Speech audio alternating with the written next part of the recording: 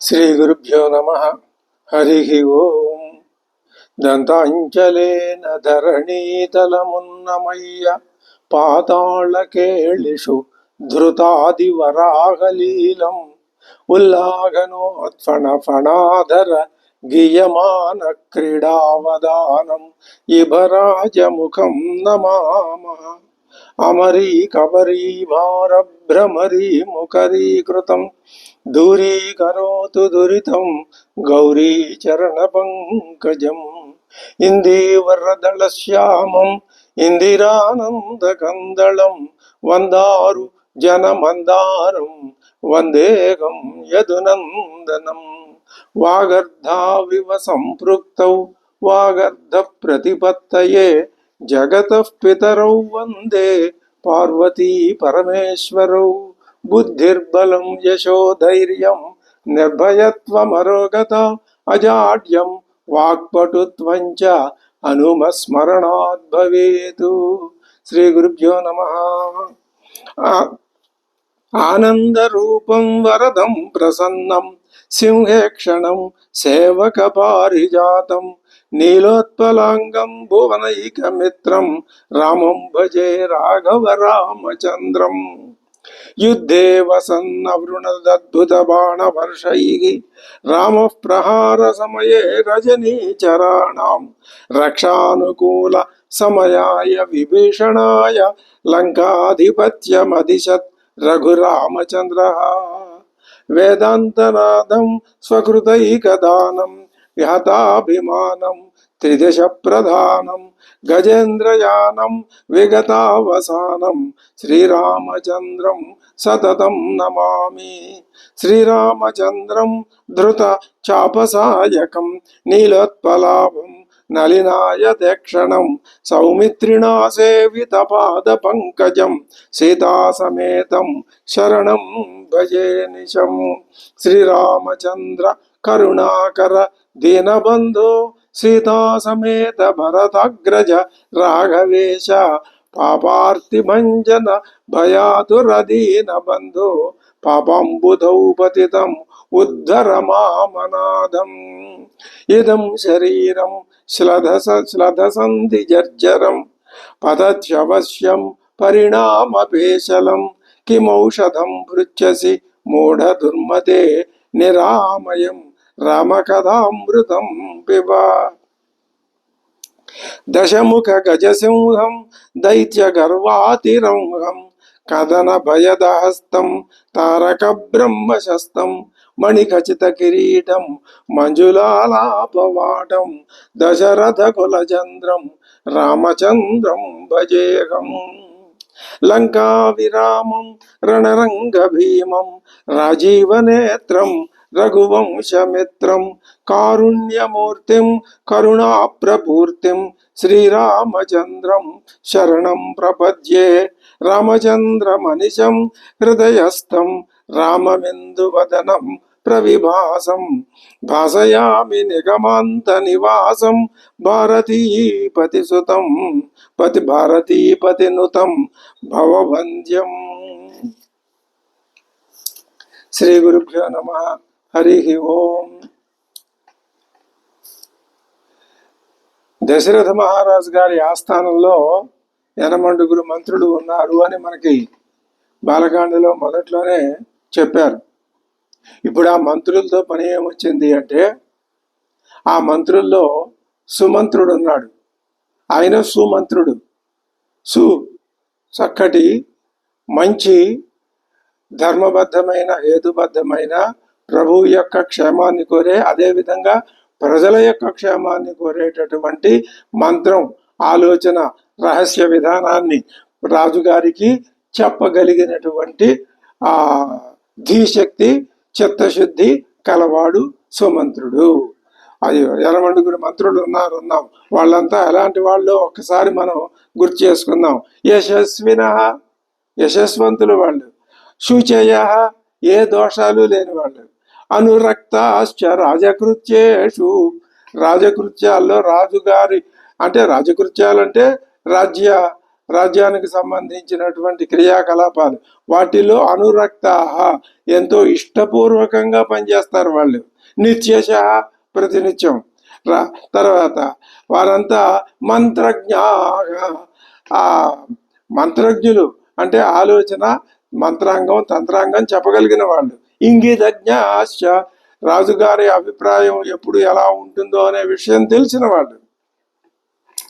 నిత్యం ప్రియహితే రథాగా, ఎప్పుడు ప్రియాన్ని హితాన్నే కోరతారు రాజుగారికి ప్రజలకి కూడా. వాళ్ళ పేర్లు చెప్పుకుందాం ఒకసారి. దృష్టి, జయంతుడు, విజయుడు, సిద్ధార్థుడు, అర్ధసాధకుడు, అశోకుడు, మంత్రపాలుడు, సుమంత్రుడు. వీళ్ళు ఇందులో ఇద్దరు మంత్రులు ఇప్పుడు మనకి, వీళ్ళు కూడా ఈ కైకమ్మ యొక్క ఈ వ్యవహారం అంతా చూస్తున్నారు మొదటి నుంచి. వాళ్ళకి చాలా బాధ కలుగుతోంది. ఏమిటి, శ్రీరామచంద్రుడు అంతటి మహానుభావుణ్ణి, ప్రజారంజకంగా పరిపాలన చేయగలిగిన వాడిని, ప్రజలందరూ కోరుకుంటున్న వాడిని అరణ్యాలకు పంపటం ఏమిటి? కైక ఈవిడికి ఏమిటి ఎంత ఆలోచించినా వాళ్ళకి ఆవిడ ఎందుకు ఇలా చేస్తుందో అంతుపట్టట్లేదు. అదే దేవరాష్ట్రం కదా, మానవులకి ఎలా అంతుపడుతుంది? అంతుపట్టకపోవటం వలన వాళ్ళు ఏం చేస్తారు? ఈ లోక ధర్మం ఎలా ఉంటుందో అలా ప్రవర్తిస్తారు మామూలుగా. కానీ వశిష్ఠాదులు మాత్రం దీన్ని సమన్వయం చేసుకుని మాట్లాడతారు, చెప్తారు. మనకు ఆ విషయం కూడా తెలుస్తుంది, వశిష్ఠుడు కూడా చెప్తాడు. ఇప్పుడు ఈ సుమంత్రుడు, ఈయనకి ఎంత రాజభక్తి ఉన్నదో, ఎంత విశ్వసనీయుడో, ఎంత నిస్వార్థపరుడో మనకు తెలుసు. ఆయన చక్కటి మంత్రాంగం చెప్పగలిగిన వాడు కాబట్టే సుమంత్రుడు అన్నాం కదా. ఈ వ్యవహారం అంతా చూస్తున్న ఆయనకి కైకమ్మ మీద తీవ్రమైన ఆగ్రహం కలిగింది. ఆయన కూడా ఇంతకుముందు వాళ్ళందరితో పాటు మూర్చిపోయి వెంటనే తేరుకొని అంటున్నాడు, తతో నిర్ధూయ సహసా శిర, వెంటనే తల ఇలా విదిలించుకున్నాడు. నిశ్వస్యచ అసకృతు, అనేక సార్లు నిశ్వసించాడు. వేడిగా గాఢమైన నిట్టూర్పులు, అది ఒక మానసిక స్థితి, అలా వచ్చేస్తుంది. శరీరం ఆ కోపానికి, ఆ తాపానికి, ఆ రోషానికి, ఆ వ్యతిరేక స్థితికి శరీరం వెంటనే ఆ స్థితిలోకి రాకపోవటం వల్ల నిట్టూర్పులు, మరి ఒక్కొక్కసారి శరీరం అంతా ఎర్రబడిపోవటం, కందిపోవటం, ఇలాంటి ఈ క్రోధ లక్షణాలు, రౌద్ర లక్షణాలు శరీరం మీద కనిపిస్తాయి. ఆయన ఏం చేశాడు? నిశ్వస్యచ అసకృతు పాణిం వినిష్పిష్య, చేతులు ఇలా ఒకదాంతో ఒకటి గట్టిగా వినిష్పిష్య పిండుకుంటున్నాడు. రౌద్ర చర్యలు ఇవన్నీ. ఆ లోపల వచ్చినటువంటి కైకమ్మ మీద ఉన్న కోపాన్ని అణుచుకోలేక ఆ భావాన్ని ఈ విధంగా ప్రకటిస్తున్నాడు. ఇది వాల్మీకి మహర్షి ఇంతకు ముందు ఎప్పుడు దీన్ని ఏమంటారు అంటే, ఈనాటి చలనచిత్రాల పరిభాషలో దర్శకత్వ ఆ ప్రతిభ, అది అలా వర్ణిస్తున్నాడు వాల్మీకి సుమంత్రుణ్ణి. ఆయన యొక్క ఆ క్రోధ స్థితిని ఎలా పాణిం వినిష్పిష్య, గట్టిగా చేతులతో ఒక చేత్తో మరొక చేతిని ఇలా నొక్కి పెట్టేసుకున్నాను. దంతాన్ కటకటాప్యచ, పళ్ళు కటకటలాడించాడు, పళ్ళు కొరుక్కున్నాడు ఆయన దంతాలు. లోచనే కోప సంరక్తే వర్ణం పూర్వోచితం జహతు, అంతకు పూర్వం చక్కగా సుప్రసన్నంగా ఉన్నటువంటి ఆ నేత్రాలు, ఆ కాంతిని జహతి విడిచిపెట్టేసి కోప సంరక్తే, కోపంతో ఎర్రబడిపోయినాయి ఆ సుమంత్రుడి కళ్ళు. చేతులు విసుక్కుంటున్నాడు, పళ్ళు నూరుతున్నాడు. కోపాభిభూత సహసా, కోపం చేత అభిభూతుడై ఆయన ఆక్రమించబడి సంతాపం అశుభం గత, అశుభప్రదమైన సంతాపాన్ని, తీవ్రమైన వేదనని గత పొంది అది మరి వీళ్ళంతా కూడా ఇది ఎందుకు దీనికి ఇంత తీవ్రమైన అభిప్రాయం వచ్చింది అంటే, ప్రజాభిప్రాయానికి వ్యతిరేకంగా ఇక్కడ శ్రీరాముడిని అందరూ కలిసి శ్రీరాముడిని వనవాసానికి పంపిస్తున్నారు. అది ఆయనకి ఇష్టం లేదు. ప్రజలంతా ఇక్కడ ఇంకొక విషయం కూడా మనం గమనించాలి. ప్రజాస్వామ్యం అని అనుకుంటాం, మరి ప్రజల అందరి అభిప్రాయాల్ని ప్రజలందరూ వచ్చి చెప్పరు కదా. ఆ అభిప్రాయాన్ని మంత్రులు తెలుసుకుంటారు, మంత్రులు రాజుగారి దగ్గర చెప్తారు. కాబట్టి మంత్రులు చెప్పింది ప్రజాభిప్రాయమే. వాళ్ళేం ఊరికినే వాళ్ళ మనసుల్లో వచ్చిన మాటలు సరదాగా చెప్పరు. మరి ప్రజలంతా అన్ని రకాల వారు కూడా శ్రీరాముడిని ఎందుకు రాజుగా కోరుకుంటున్నారో మనం తెలుసుకున్నాం ఇంతకుముందు. అయోధ్యకాండ మొదట్లోనే రాముడినే రాజుని చెయ్యమని ప్రజలు దశరథుని అడిగారు కదా. ఇది ప్రజాభిప్రాయం. ఈ ప్రజాభిప్రాయానికి వ్యతిరేకంగా జరుగుతోంది ఇక్కడ. ఇందుకు విఘాతం ఏర్పడింది. ఇప్పుడు ఈ ఏర్పడడంతో సుమంత్రుడికి ఆగ్రహం కలిగి ఆయన ఆ ఆగ్రహ చర్యల్ని విస్పష్టంగా బహిరంగంగా ప్రకటించకుండా ఉండలేకపోతున్నాడు. నిజానికి రాజుగారు ఎదుట ఇటువంటి ప్రవర్తన ఉండకూడదు. అందులోనూ అక్కడ రాజుగారు అలా ఉంచండి, జగత్తుకు రాజు, అసలు మరి సృష్టికే మహారాజు శ్రీరామచంద్రుడు ఉన్నాడు. ఆ సంగతి ఆయనకి తెలుసు. శ్రీరామచంద్రుడు కారణ జన్ముడని సుమంత్రుడికి తెలుసు. కానీ లోక వ్యవహారం ప్రకారం ఆయన మాట్లాడుతున్నాడు. మరి ఆయన ఎదురుకుండా ఇలా మాట్లాడొచ్చునా? అది ఆ సందర్భం, ఆ సంఘటన ఆ విధంగా వచ్చేస్తుంది. దాన్ని ఆ విధంగా నిర్వహిస్తున్నాడు వాల్మీకి మహర్షి. ఆయన ఏమంటున్నాడు? అదే తీవ్రంగా దూషించాడు. ఏమంటున్నాడు? దశరథ మహారాజు అంటే ఎవరు అనుకుంటున్నావమ్మా? ఆయన నీకు భర్త అని, ఈవిడు నా భర్త, నా చెప్పు చేతల్లో ఉంటాడు అని అనుకుంటున్నావు. అది అంత మాత్రం కాదు. ఆయన భర్త సర్వస్వ జగత. దశరథుడు ఎవరు? సర్వస్వ జగత భర్త, సమస్త జగత్తుకి ఆయన భర్త, జగత్తుని భరించేవాడు. స్థావరస్య చరస్య చర స్థావర జంగమాలన్నింటికీ ఆయన భర్త. మరి నువ్వు కేవలం నీ స్వార్థం యొక్క పరిధిలో ఆలోచించి కోరావు. మరి ఇప్పుడు ఆయన ఏం చేయాలి? మొత్తం సృష్టికంతటికి, జగత్తుకంతటికి, భూమండలానికి అంతటికి ఆయన భర్త కదా. నీ మాట నెరవేర్చవచ్చు, నెరవేర్చకపోవచ్చు. ఆ విషయం నువ్వు గ్రహించాలా అక్కర్లేదా? భర్త సర్వస్వ జగత స్థావరస్య చరస్య చ. అటువంటి మహారాజుని నీ కుటిల చర్యలతో నువ్వు పరితింపజేశావు కదా. ఇది చాలా అక్రమమైన విషయం. ఆయన నీకు భర్త, నిన్ను పోషించేవాడే, వరాలు ఇచ్చేవాడే నిజమే. కానీ భర్తురిచ్చాహి నారీణాం పుత్రకోట్యా విశిష్యతే. ఇప్పుడు నువ్వు నీ భర్త యొక్క నీకు ఇచ్చిన వరాలు ఎవరి కోసం ఉపయోగిస్తున్నావు? పుత్రుడి కోసం ఉపయోగిస్తున్నావు. నీకు పుత్రుడు ఎక్కువ, భర్త ఎక్కువ. ఇది చాలా సూక్ష్మమైన ధర్మం చెప్తున్నాడు సుమంత్రుడు కైకమ్మ గారితో. పుత్రకోట్యా విశిష్యతే. 1,000,000 మంది పుత్రుల కన్నా కూడా భర్తే విశిష్యతే. ఇది ధర్మం. స్త్రీకి పుత్రుల్లో దుర్మార్గులు ఉండొచ్చును, అయితే భర్తే దుర్మార్గుడైతే అది వేరే సందర్భం. భర్త ఇక్కడ సన్మార్గుడై కనపడుతున్నాడు కదా. ఏది ఏమైనా భర్తే అనుసరణీయుడు.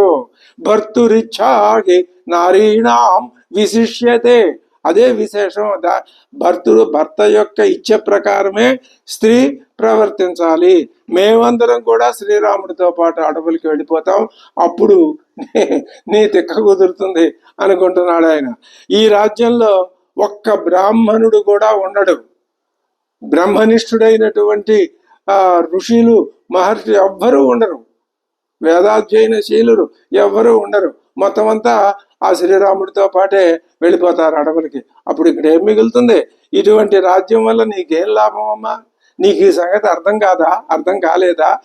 ఒక్క రాముడే వెళ్తాడు అనుకుంటున్నావా అరణ్యాలకి?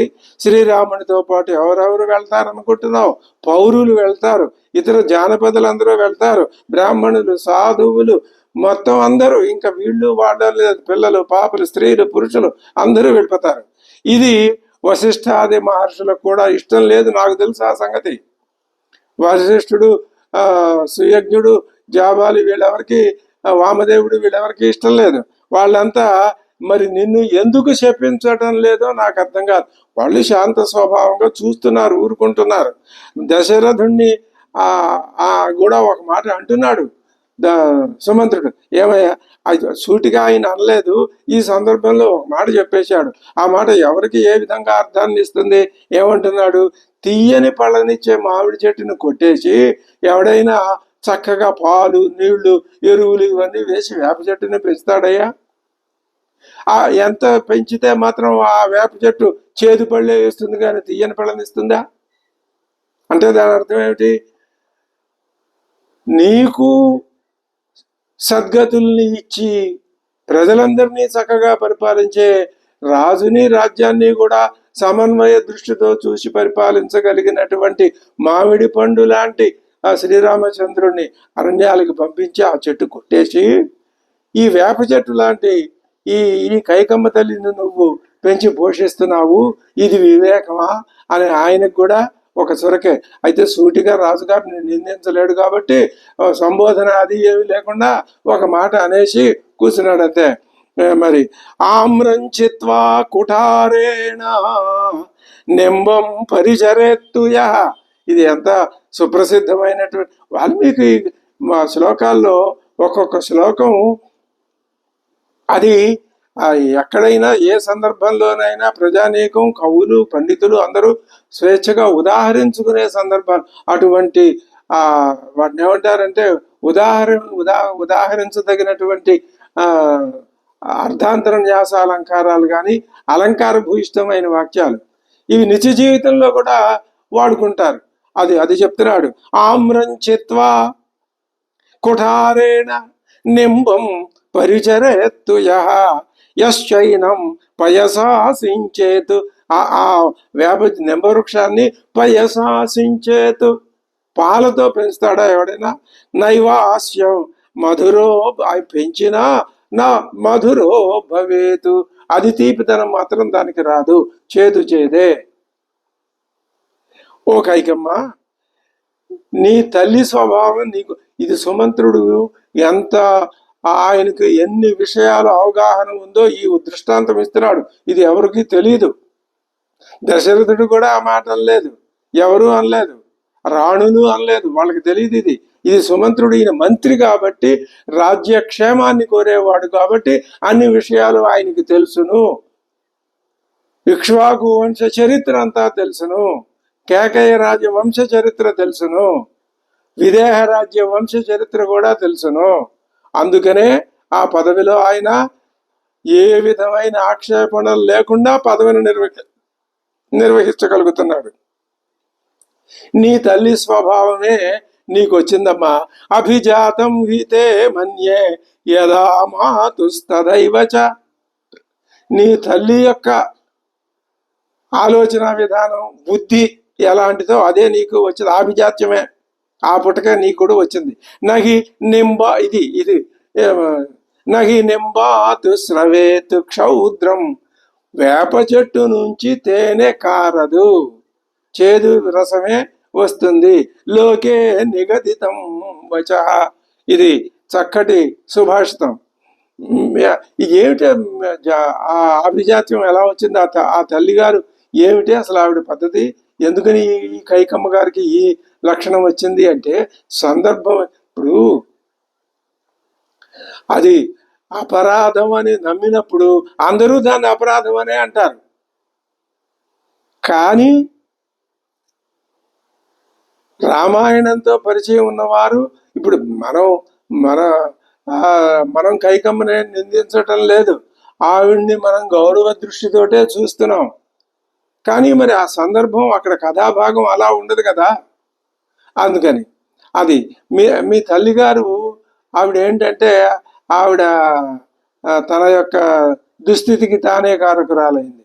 ఏమిటి అంటే, మీ తండ్రి గారికి ఒక గంధర్వ యోగితో పరిచయం ఉండేది ఒకప్పుడు. ఈయన స్నేహితులు. ఆ గంధర్వ యోగి ఏం చేశాడు మీ తండ్రి గారికి అంటే, ఓ విద్య నేర్పాడట. ఏమిటా విద్య అంటే, పక్షులు కానీ మృగాలు కానీ వాటిల్లో అవి మాట్లాడుకునే ఓ భాష ఒకటి ఉంటుందిట. ఆ భాష అవి మాట్లాడుకునే దాని అర్థం ఏమిటో గ్రహించేసి ఆ విద్యని ఈయనకి నేర్పాడు ఆయన ఆ విద్యని స్వాధీనంలో ఉంచుకున్నాడు. జరుగుతోంది. ఈవిడ కైకమ్మ తల్లి, ఆవిడ అనారోగ్యంతో మంచం పట్టి ఉంటే ఈయన అక్కడ కూర్చుంటే అక్కడ 2 పక్షులు ఏమిటో మాట్లాడుకుంటున్నాయి. అది విని ఈయనకి నవ్వు వచ్చింది. ఈయన నవ్వాడు. ఈవిడికి ఈ సంగతి తెలియదుగా, ఆ పక్షులు ఉన్నట్టే తెలియదు, ఆ సంగతి తెలియదుగా. ఇదిగో నువ్వు నన్ను చూసి నవ్వుతున్నావు, నన్ను చూసి, నా దుస్థితిని చూసి నువ్వు ఎందుకు నవ్వుతున్నావు, నాకు ఆ కారణం చెప్పు. లేకపోతే నన్ను అవమానించినట్టే అని ఇలా మొదలుపెట్టింది. నీ కారణం చెప్పడానికి వీళ్ళు కుదరదు, చెప్పగలడు, చెబితే తన మరణం వస్తుందని ఆ చెప్పిన గురువు ఒక ఆంక్ష పెట్టాడు. ఆ గురువుని అడిగినప్పుడు నువ్వు చెప్పొద్దు, చెప్తే నీకు మరణమే అన్నాడు. ఆయన ఏం చేశాడు, నీకు నేను చెప్పను అని ఆయన ఆవిడ మాట లెక్క చేయలేదు. ఆవిడ తర్వాత దాంతో మరణించింది. అంటే దీన్ని బట్టి మీ తల్లి ఏ విధంగా తన భర్తని హింసించి బాధించి తాను తన యొక్క మానసిక స్థితిని బయట పెట్టుకుందో మనకు అర్థమవుతుంది. అదిగో ఆ తల్లిగారి లక్షణమే నీకు వచ్చింది. అమ్మా, శ్రీరాముడు ఎవరనుకున్నావు? దశరథుని 4 కుమారుల్లో జ్యేష్ఠుడు. ఇక్ష్వాకు వంశ మర్యాద ఏమిటి? రాజుగారి యొక్క జ్యేష్ఠ కుమారుడు అయిన తర్వాత రాజు అవ్వాలి. ఇది అనాది నుంచి వస్తున్న ఆచారం. జ్యేష్ఠుడు, పైగా ఆయన వదాన్యుడు. వదాన్యుడు అంటే ఉదారమైన స్వభావం, దాన విద్యలో ఔదార్యం కలవాడు. జ్యేష్ఠో వదాన్య కర్మణ్య, ఈయన కర్మనిష్ఠుడు, సదాచార సంపన్నుడు. ఎక్కడ ఇంత దురాచార, సాక్షాత్తు పరమాత్మ అయినయే. మరి ఆ పరమాత్మ వచ్చి ప్రవర్తిస్తే ఎలా ఉండాలి? అందరికీ ఆదర్శంగా ఉండాలి తప్ప తాను పరమాత్మను అయ్యుండి తాను పొరపాటు చేస్తే లోకానికి ఇంకా అది ఎలా జరుగుతుంది? అలా ఉండదు అసలు. ఆయన ఎవరు అంటే కర్మణ్య, సదాచారాల్ని పాటించేవాడు. స్వధర్మ పరిరక్షిత, తన ధర్మాన్ని తాను రక్షిస్తాడు. ఆయన తన ధర్మాన్ని తాను అనుసరిస్తాడు, ఆచరిస్తాడు. రక్షిత జీవలోకస్య, ధర్మానుష్ఠానం కలవాడు కాబట్టే జీవలోకాన్నంతటినీ ఆయన తన ధర్మంతో ధరించి భరించి ఉంచుతున్నాడు. జీవలోకం జరుగుతున్నది అంటే పరమాత్మ యొక్క ధర్మమే. ఆ పరమాత్మ ఇప్పుడు రాముని యొక్క అవతారంలో ఉన్నాడు. బలి రామో విశిష్యతాం, ఆ పరమాత్మ ఈ రాముడు. నీకు ఆ సంగతి తెలీదు, సుమంత్రుడికి తెలుసు, అందరికీ తెలుసు. కాబట్టి నువ్వు రాముణ్ణి అభిషిచ్యతాం, రాముణ్ణి అభిషేకించవమ్మా అన్నాడు. అని చివరికి ఎన్ని రకాలుగా చెప్పాడు. యుక్తి ప్రయుక్తులు ఉపయోగించి ఒక నమస్కారం పెట్టేసి అలా స్థాణువులాగా నిలబడిపోయాడు. ఇప్పుడు ఎవరు ఎదురుకుండా చెప్తున్నాడు? సుమంత్రుడు, దశరథుడు ఎదురుకుండా, శ్రీరాముడు ఎదురుకుండా ఎంత ధైర్యంగా మాట్లాడాడు. ఒక మంత్రి మహారాజు ఎదురుకుండా ఆయన యొక్క ధర్మపత్నిని, ఆయనకు ఇష్టురాలైన భార్యని ఇంతగా కోప్పడి, ఇంతగా తోలనాడి, ఇంతగా తప్పు పట్టి, ఇంతగా బుద్ధి చెప్తాడా? అంత ధైర్యం ఆ మంత్రికి? ఎక్కడి నుంచి వచ్చింది ఆయనకి ఆ ధైర్యం? ఈ పైకి ఎక్కడ ఏది ఇలాంటి మాటలు బయటికి చెప్పడు వాల్మీకి. ఎక్కడి నుంచి వచ్చిందని మనం అర్థం చేసుకోవాలి. అదే చెప్తున్నాడుగా, రాముణ్ణి వర్ణిస్తూ రక్షిత స్వధర్మ పరిరక్షిత, అదే ధర్మం. ఆ ధర్మాన్ని రక్షించేవాడు కాబట్టే శ్రీరాముడు తన తల్లిని ఎంత లేచి మాటలు అంటున్నా ఏమీ మాట్లాడలేదు రామచంద్రుడు. తనకి ఇష్టమే కాబట్టి ఏమీ మాట్లాడలేదు దశరథుడు. సుమంత్రుడికి బలం ఎక్కడి నుంచి వచ్చింది? మనం చెప్పుకుందాం, మనం ఆలోచిద్దాం. ఎక్కడి నుంచి వచ్చింది? ధర్మాన్ని పట్ల ఆయన ఆకర్షితుడై ధర్మబద్ధుడై మాట్లాడుతున్నాడు కాబట్టి ఎవరినైనా ఎదిరించి ఆ ధర్మాన్ని నిలబెట్టగలిగినటువంటి ఆ ధర్మ బలమే ఆయన. పైగా ఇంకొకటి కూడా ఉంది, ధర్మ బలమే కాదు, ఈ ధర్మం కేవలం రాజు యొక్క వ్యక్తిగతమైన విషయాలకి, రాజు యొక్క కామసుఖాలకి లోబడి అలాంటి విషయాల గురించి ఈయన మాట్లాడటం లేదు. ప్రజల కోసం మాట్లాడుతున్నాడు. రాముడు రాజుగా ఉంటే ప్రజలు సుఖపడతారు, ప్రజలు ప్రధానం, దశరథుడు ప్రధానం కాదు. ఆయన రాణులు, ఆయన అంతఃపుర జీవితం అవి కాదు ప్రధానం. ప్రజల కోసం అడుగుతున్నాడు, అది ధర్మం. ప్రజా బలమే సుమంత్రుడికి ధర్మ బలమై కైకమ్మని ఈ విధంగా నిలదీసేంత స్థాయికి తీసుకువచ్చినట్టు ఈ మాట ఎక్కడా పైకి చెప్పలేదు వాల్మీకి. మనని భావించుకోమని అక్కడ సంఘటన అలా జరిగింది చెప్పాడు. అది మనం భావించుకోవాలి. ఇదే రామాయణం మనకి చెప్పే మార్గం. దీనివల్ల మనం గ్రహించవలసిందేమి, ధర్మానికి అటువంటి సంఘర్షణ స్థితి ఏర్పడినప్పుడు మనం కూడా ధర్మం వైపుకే ఉండవలెను. మనం ఒక్కళ్ళం ఉంటే అయిపోతుందా అండి, లోకం అంతా నిలవాలి కదా? అది కాదు. రామాయణం వ్యక్తిని సంస్కరించాలి, సంస్కరించి ఉన్నత పదం వైపుకి నడిపించాలి. ఏది ఉన్నత పదం? రామ సత్యపరాక్రమ, సత్యపరాక్రముడు రాముడు. అదే ఆ సత్యపరాక్రమత్వమే ఔన్నత్యం అంటే, అదే ఉన్నత పదం. సత్యం అంటే ఏమిటి? సత్యంలో ఆయన ఏ విధంగా సత్యం కోసం పరాక్రమం చూపిస్తాడా? సత్యాన్ని నిలబెట్టడానికి పరాక్రమం చూపిస్తాడా? మరి తాను సత్యమునందే వర్తిస్తూ అదే పరాక్రమం అని చెప్తాడా? ఏమిటి సత్య పరాక్రముడు అంటే? సత్యం అంటే 3 కాలాల్లో అబాధితం, ఏ కాలంలోనూ ఎప్పుడూ మారేది కాదు, ఎప్పుడూ ఉండేది, ఎప్పుడూ మారకుండా ఉండేదే సత్యం. అసత్యం దానికి ఆభాస. అసత్యం మారిపోతూ ఉంటుంది కాలాన్ని బట్టి, దేశాన్ని బట్టి. అసలు ఒక్కొక్కసారి ఇష్టం వచ్చినట్టుగా కూడా దాన్ని మార్చేస్తూ ఉంటుంది లోకం. సత్యానికి చలనం లేదు. సత్యం జ్ఞానం అనంతం బ్రహ్మ, తైత్రీయోపనిషత్తు ఘంటాపథంగా ఉద్ఘోషిస్తోంది. జ్ఞానమే సత్యం అంటే, అనంతమైంది సత్యం, అదే బ్రహ్మ అంటే. ఆ సత్యాన్ని నిలబెట్టడమే పరాక్రమం. ఆ సత్యం తన స్వరూపంగా అయి ఉండటమే, తానే సత్యస్వరూపుడు అయి ఉండటం. ఈ పరమాత్మగా ఉన్నప్పుడు సత్యస్వరూపం అని చెప్పక్కర్లేదు. మరి ఎప్పుడు చెప్పాలి? ఆ పరమాత్మే శ్రీరాముడుగా వచ్చినప్పుడు శ్రీరాముడిని చెప్పాలి సత్యపరాక్రముడు అని. లేకపోతే ప్రజలకు అర్థం కాదు, రామాయణ పాఠకులకు అర్థం కాదు. ఏం అర్థం కావాలి? ఆ సత్యాన్ని నిలబెట్టడానికే శ్రీరామచంద్రుడు వచ్చాడు అని. కాబట్టి ఆ సత్యబలం ఇది ఎక్కడి నుంచి వచ్చింది? ప్రజల యొక్క అనురక్తి మీద, ప్రజాబలం మీద వచ్చింది. ప్రజలు అంటే ఇక్కడ జీవులు. రాజ్యము, రాజ్య పరిపాలన, ప్రజల సౌకర్యాలు ఇవన్నీ లౌకిక విధానంగా రెండు రకాలుగా మనం మన యొక్క దృష్టిని అలా ముందుకు తీసుకెళ్ళాలి. ఒకటి లౌకికం, 2 పారలౌకికం. పారలౌకికం అంటే వేదాంత సంబంధమైనది, జీవాత్మ పరమాత్మల సంబంధించినది పారలౌకికం. లోకం, లోక ధర్మం ఇదంతా ఇహలోకానికి సంబంధించింది. 2 మనకి ప్రధానమే. ఎందుకని ప్రధానం? ఇది చాలా ముఖ్యమైన విషయం. ఇప్పుడు మనం గమనించాలి. ఎందుకని ప్రధానం? మనం ఉన్నది ఈ లోకంలో, మనకి కనిపించేది ఈ లోకం.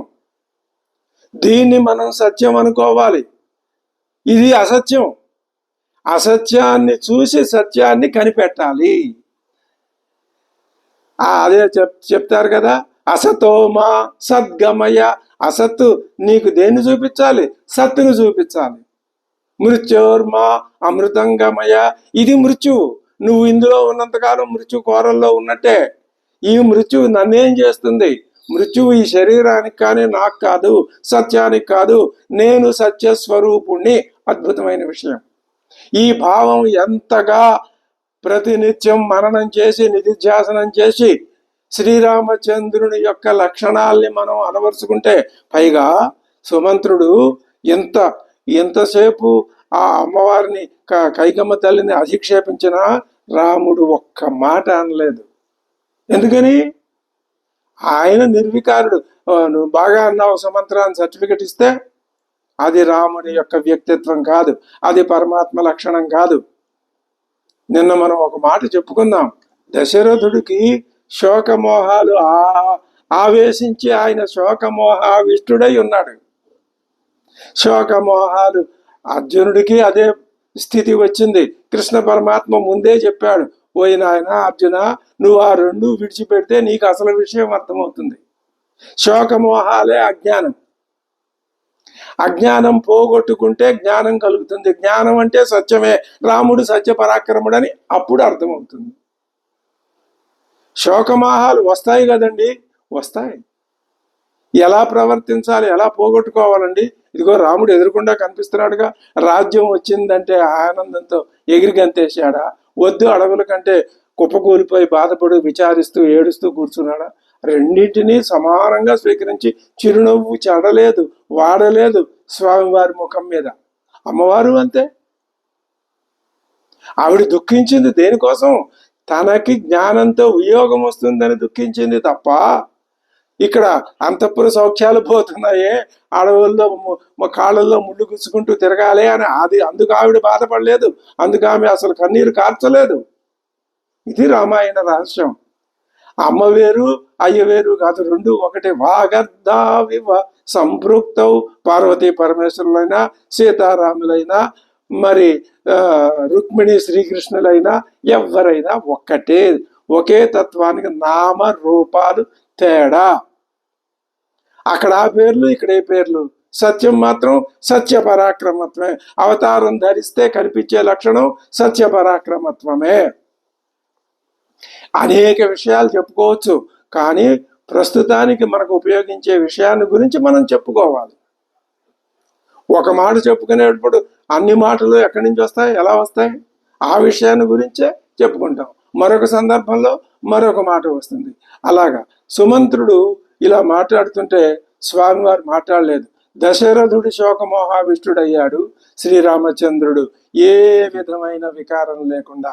అంటే దాని అర్థం ఏమి అంటే, సుఖమైన దుఃఖమైన రెండింటిని ఏమంటే అలా ఎలా సాధ్యం అవుతుంది? స్థాణులాగా, ఓ జడ పదార్థం లాగా, ఒక దొంగలాగా, ఒక కొయ్యలాగా, ఒక తలుపులాగా, లేకపోతే ఒక బండ రాయిలాగా ఉండటం ఎవరికి సాధ్యం? మానవ మాత్రులు కదా వీళ్ళకి.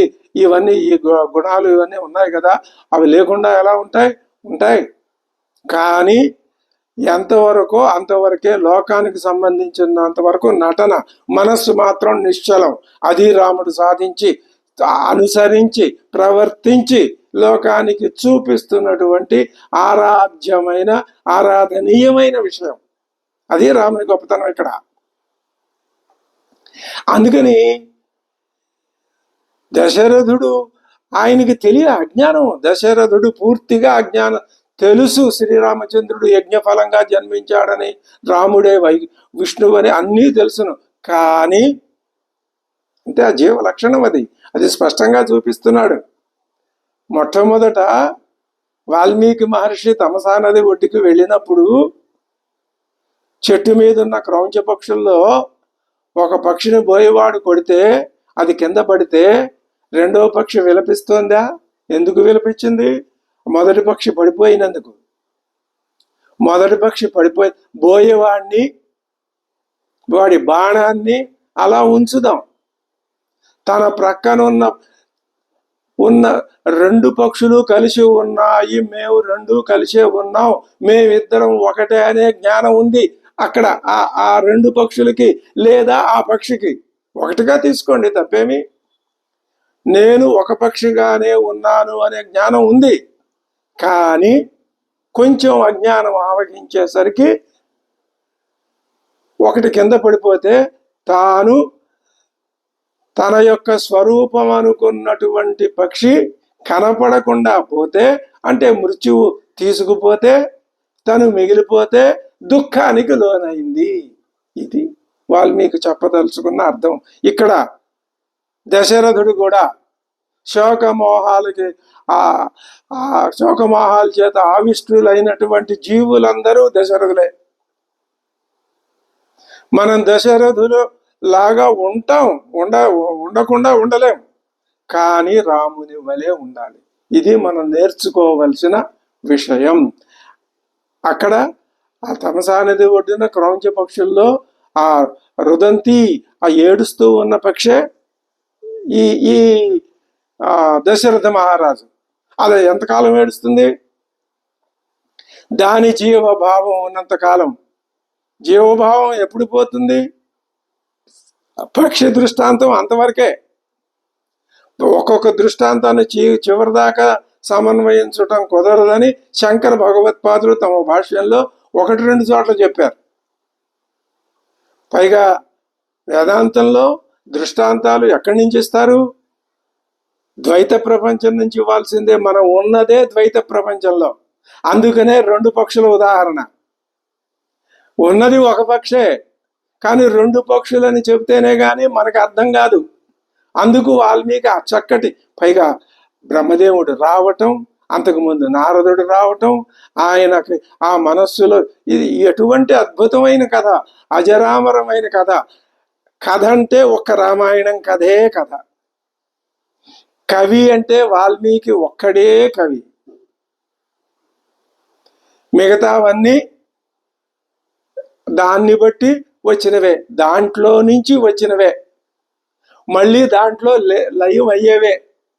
ఇలా భావన చేసుకుంటే మన యొక్క ఆలోచన విధానం పరిశుద్ధం అవుతుంది. సరే, ఇప్పుడు దశరథుడు శోకమోహావిష్టుడై ఉన్నాడు, ఆయన ఏం మాట్లాడలేడు. శ్రీరామచంద్ర, ఏమయ్యా సుమంత్ర, ఏమి నువ్వు హద్దు మీరు మాట్లాడుతున్నావు? మా అమ్మని ఇలా అంటావా? నేను ఆయన చెప్పాడు అంతకుముందు, అమ్మా నువ్వు రామోద్విర్ణ అభిభాషతే, రెండు మాటలు లేవమ్మా అని తల్లి దగ్గర చెప్పాడు. ఆ సంగతి ఈయన విన్నాడుగా. మరి అటువంటి రాముడి ముందు ఆయన యొక్క ఎవరినైతే ఆయన తన తల్లి కంటే ఎక్కువ గౌరవించాడో అది రాముడి ప్రవర్తన. ధర్మం అంటే అది చాలా కఠినమైంది ధర్మం, చాలా సూక్ష్మమైంది ధర్మం. లోకంలో ఉండే ధర్మం వేరు, పరమాత్మ ధర్మం వేరు. ఆ పరమాత్మ ధర్మం ద్వారా లోక ధర్మం ద్వారా పరమాత్మ ధర్మాన్ని అర్థం చేసుకోవటమే రామాయణం యొక్క అధ్యయనం. అందుకే లేకపోతే వేరే ప్రయోజనం ఏముంది? ఉనే పారాయణ చేయవచ్చు, మరి ఇంకా ఇతర కార్యక్రమాలు చేయవచ్చు, అనేక రకాలు ఉన్నాయి. ఇవన్నీ దానికి దోహదం చేసేవే తప్ప వేరే ఏమీ కాదు. అటువంటి సుమంత్రుడికి ఎంత ధైర్యం వచ్చిందో దీన్ని బట్టి మనకి తెలుస్తుంది. ఇంకా ఆయన ఏం చేశాడు? ఒక దండం పెట్టేసి మెదలకుండా ఊరుకున్నాడు. కానీ ఆ సుమంత్రుడు కైకమ్మలో ఏమీ మార్పు రాలా. అసలు ఏమి మాట్లాడలే. అవునయ్యా సుమంత్ర, నువ్వు చెప్పింది బాగుంది, సరేలే, నేను నా మాటలు ఉపసంహరించుకుంటున్నాను. దశరథ మహారాజా, భరతుడికి ఇప్పుడెప్పుడే రాజ్యం వద్దులేండి, మీరు ఇస్తేనే ఉంటే ఏదో శ్రీరాముడు ఇక్కడే ఉంటాడు అని కైకమ్మ చెప్పినా రాముడు వినడు. ఆ సంగతి ఆవిడికి తెలుసు. మనకి రామాయణ రహస్యం మనకి అర్థమైంది కాబట్టి కైకమ్మని మనం గౌరవిస్తున్నాం. మరి రావణాసురుడు శ్రీరాముడిని గౌరవించాడా? లేదుగా. కోప్పడ్డాడు. ఆయన్ని నేను జయించి పారేస్తాను అని ఆయన ప్రగల్భాలు పలికాడు. ఇది ఘర్షణ. మనం అద్భుతమైన కథలో ఉన్నాం. రాబోయే రోజుల్లో ఆ రామాయణ రామణీయ కథని మనం తనివిదీరా ఆస్వాదించటం, ఇది మన సుకృతంగా, ఎన్నో జన్మల సుకృతంగా మనం భావించవచ్చు. సరే, సుమంత్రుడు నయానా భయానా ఎన్ని రకాలుగా చెప్పినా కైకమ్మ స్థాడులాగా ఏమీ చలించలేదు, పట్టిన పట్టు విడిచిపెట్టలేదు. ఇక చేసేది ఏమీ లేక దశరథుడు సుమంత్రతో ఒక తెగింపుకి వచ్చేసి అంటున్నాడు, సుమంత్ర, నువ్వు పని చేయి, నా చతురంగ బలాల్ని రాముడి వెంట పంపించాయి. ఆ బలాలకి ఏమేం కావాలో ధన ధాన్యాలు మొత్తం, అసలు అయోధ్య నగరంలో ఉన్న ప్రతి వస్తువు రాముడితో వెళ్ళిపోవాల్సిందే, ఇక్కడి నుంచి పంపించాయి. అది మరి రాజుకి ఉదయం లేచినప్పుడు వందిమాగదుల దగ్గర నుంచి సౌఖశాయనికులైన వందిమాగదుల దగ్గర నుంచి మరి రాత్రి నిద్రపోయేదాకా ఆ రాజుగారిని సేవించే ఎంతమంది ఉంటారో వాళ్ళందరూ, అన్ని రకాల వాళ్ళని, ఇగో మీరు కూడా పోండి, మంత్రులు కూడా వెళ్ళిపోండి మీరు అని చివరిలో అంటాడు, నేను వెళ్ళిపోతాను అన్నాడు కైకమ్మతో. చూద్దాం సుమంత్ర, వీళ్ళందరినీ పంపించు, ఇంకా మల్ల యుద్ధ ప్రవీణులు అన్ని రకాల అనేక ఇవి చెప్పించాడు. ఆయుధాలు పంపించు, ఆహార పదార్థాలు పంపించు, ధనధాన్యాలు పంపించు, గోవుల్ని పంపించు, ఏనుగులు, వీటన్నింటినీ పంపించాయి. ఆ తర్వాత ఆ ధనం, కోశాగారంలో ఉన్న ధనం అంతా బళ్ళ మీద, ఒంటెల మీద, ఎడ్ల మీద వేసి పంపించాయి. ఆయన వెనకాల పంపించాయి. ఎందుకని? ఆయనకి అడవిలో ధనం అవసరం ఉంటుంది. ఆయన అక్కడ యజ్ఞయాగాదులు చేయాలి, దానికి ధనం కావాలి. అక్కడ వెతుక్కుంటాడా? అక్కడైనా అయోధ్యలో ఉండి యజ్ఞయాగాదులు చేస్తే ఎలా చేయగలడో అలా అక్కడ ఉండి కూడా చేయాలి ఆయన. అవి ఆ ధనం కూడా పంపించు. ఈ మాటలు మొత్తం అంతా పంపించేయమంటుంటే ఆవిడికి విద్యుదాఘాతం తగిలినట్టు. ఎవరికి? కైకమ్మకి. ఈయనకి ఏమైనా మతిపోయిందా? అన్నీ పంపించేసి ఇక్కడే ఉంటుంది. ఇది లౌకిక దృష్టి, అజ్ఞానపూరితమైన దృష్టి. అంతే, అజ్ఞానంలో ఉన్నవాడు అజ్ఞానం మాటలే మాట్లాడతాడు. ఆవిడేమంటుంది? ఆవిడ కోపం వచ్చి ముఖం వెలవెలపోయి తల్లపోయి, ఏమిటి ముసలాయన ఇలా అంటాడని. రాజ్యం గత జనం సాధో పీతమండాం సురామివ. ఎటువంటి పోలిక! ఆ కోపంలో మానవ ప్రవృత్తి అలాగే ఉంటుంది. అందుకనే కోపం శత్రువు. కోపం మనిషిని మార్చి పారేస్తుంది, కిందకి దిగజారుస్తుంది. ఒకడు ఒక గ్లాసులో మద్యం పోసుకుని తాగి, ఆ తాగేసి అదేమిటి, ఆ రాముడికి ఉన్నవన్నీ ఇచ్చి పంపించేసి వీడికి వాడేం మద్యం అంతా తాగేసి గ్లాస్ ఇస్తే ఇచ్చినట్టు ఏమీ లేని రాజ్యం భరతుడికి ఇస్తావా? ఆ పోలిక అది వాల్మీకి ఏ స్థాయికి తగ్గ పోలికలు ఆ స్థాయిలోనే ఆయన చెప్తూ ఉంటాడు.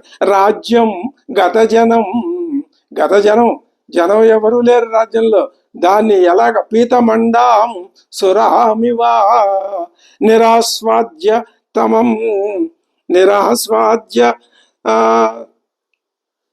తమం శూన్యం భరతో నాభివత్స్యతే. అటువంటి నిరాస్వాద్యత. ఉట్టి గ్లాస్ ఇచ్చి, గ్లాసులో ఉన్న సుర తను తాగేసి ఉట్టి గ్లాస్ ఇస్తే అందులో ఏముంది తాగడానికి? అది కాబట్టి ఇప్పుడు ఉన్న సంపద అంతా రాముడికి దోసపెట్టి మా భరతుడికి ఏమీ లేకుండా చేస్తావా అని ఆవిడికి మా కోపం వచ్చింది. భరతో నాభివత్స్యతే. ఆ భరతుడు అలాంటి రాజ్యంలో ఉండడు, చేయడు, ఆయన రాజ్యం చేయడు. నిర్జనమైన రాజ్యం భరతుడికి అక్కర్లేదు.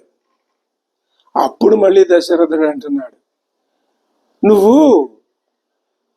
నన్ను 2 వరాలు, రాముడికి వనవాసం, భరతుడికి పట్టాభిషేకం అనే అన్నావు తప్ప ఇవి పంపించద్దు అవి పంపించద్దు అని నువ్వేమి ఆ షరతులు ఏమి పెట్టలేదుగా. మరి ఇప్పుడు ఇలా మాట్లాడతావే? నేను ఇవన్నీ పంపుతా, ఇవన్నీ రాముణ్ణి పంపమన్నావు, పంపుతున్నాను. మిగతా రాముడితో పాటు ఏం పంపుకుంటే ఇదంతా నా అధికారమేగా, నేను ఇస్తానేగా భరతుడికి వచ్చేవి. నేను ఇవ్వను, రాముడికి ఇచ్చుకుంటాను. వాడు రాముడు వాదాలు పెడుతున్నాడా లేదా? ఈ తర్కం ఎప్పుడు ఇలాగే ఉంటుంది. ఇప్పుడు ఎందుకు అభ్యంతరం పెడుతున్నావు? ఇది ఎలా ఉందంటే, ఒక న్యాయస్థానంలో 2 న్యాయవాదులు మరి వాళ్ళు వాదిస్తూ ఉంటే ఆ న్యాయమూర్తి ఉన్నత స్థానంలో కూర్చుని ఆయన అన్నీ గుర్తించి వాటిని ఆయన తెలుసుకుని అలా ఉంచుతాడు. ఏ పక్షాన న్యాయం ఉందో న్యాయం చెప్తాడు, అది న్యాయమూర్తి అంటే. కానీ న్యాయవాదులు న్యాయం వాదించేటప్పుడు సమూలంగా ఆమూలాగ్రంగా అన్ని విషయాలు వీళ్ళు వాదించాలిగా, వీళ్ళు చెప్పాలిగా. అలా అసలు రామాయణంలో మొట్టమొదట శ్రీరామచంద్రుడు కైకమ్మ దగ్గర మాట్లాడిన దగ్గర నుంచి రసవత్తరమైన నాటకం ప్రారంభమైందండి. రామాయణం ఎన్ని కావ్యాలు, నాటకాలు, మరి చలనచిత్రాలు, తోలుబొమ్మలాటలతో సహా ఎన్ని రకాలు, అవన్నీ మనం ఇప్పుడు చెప్పుకోలేము, గుర్తురావు. అన్ని రకాల రూపాల్లో రామాయణం ఇప్పటికీ కాదు, ఎప్పటికీ అన్ని రూపాల్లోనూ ఉంటూనే ఉంటుంది. అది రామాయణం యొక్క గొప్పతనం. అందుకని నువ్వు అది మొట్టమొదట కైకమ్మతో మాట్లాడిన దగ్గర నుంచి రసవత్తరమైన ఘట్టం, ఏ ఘట్టానికి ఆ ఘట్టం అది ఒకవేళ నాటక రూపంలో ప్రదర్శింపబడుతూ ఉంటే చూసే ప్రేక్షకులు అలాగా ప్రాణాలు ఒగ్గబొట్టుకుని ఈయనే ఉంటున్నాడు ఆయన. ఆ మహానటులు గనక నటిస్తే చక్కటి సంభాషణలు రాయగలిగిన పట్టైనటువంటి ఎటువంటి నాటకాలు వచ్చాయి, అన్ని నాటకాలు రామాయణం మీద వచ్చిన నాటకాలు అవన్నీ చూస్తూ ఉన్నంతసేపు ప్రజానీకం మైమరిచిపోతారు. అటువంటి ఘట్టాల్ని నిర్వహిస్తున్నాడు. ఇది అలాంటి ఘట్టాల్లో అద్భుతమైన ఘట్టం సుమంత్రుని యొక్క ఇది. ఇప్పుడు నువ్వెందుకు అభ్యంతరం పెడుతున్నావు అని ఆయన ఈ విధంగానైనా కైకమ్మ లొంగుతుందేమో అని ఒక అస్త్రం ప్రయోగించాడు దశరథుడు. కైకే ఆవిడికి ఇంకా కోపం పెరిగింది. కైకే ఈ ద్విగుణం క్రుద్ధ, ఆ క్రుద్ధ కోపం ద్విగుణం త్రిగుణం ఎన్ని రెట్లు పెరిగిందో తెలియదు. అంత కోపం ఎక్కువైపోయి నీకన్నీ కాగితం మీద రాసి చెప్తేనే కానీ ఇదా అంటే ఇలాంటివి లౌకికంగా పనికొస్తాయి కానీ మరి ఒక ఒక ప్రత్యేకమైన ప్రయోజనాన్ని నిర్వహించే ఘట్టంలో ఆవిడ ఒక ఉద్దేశంతో చెప్పింది.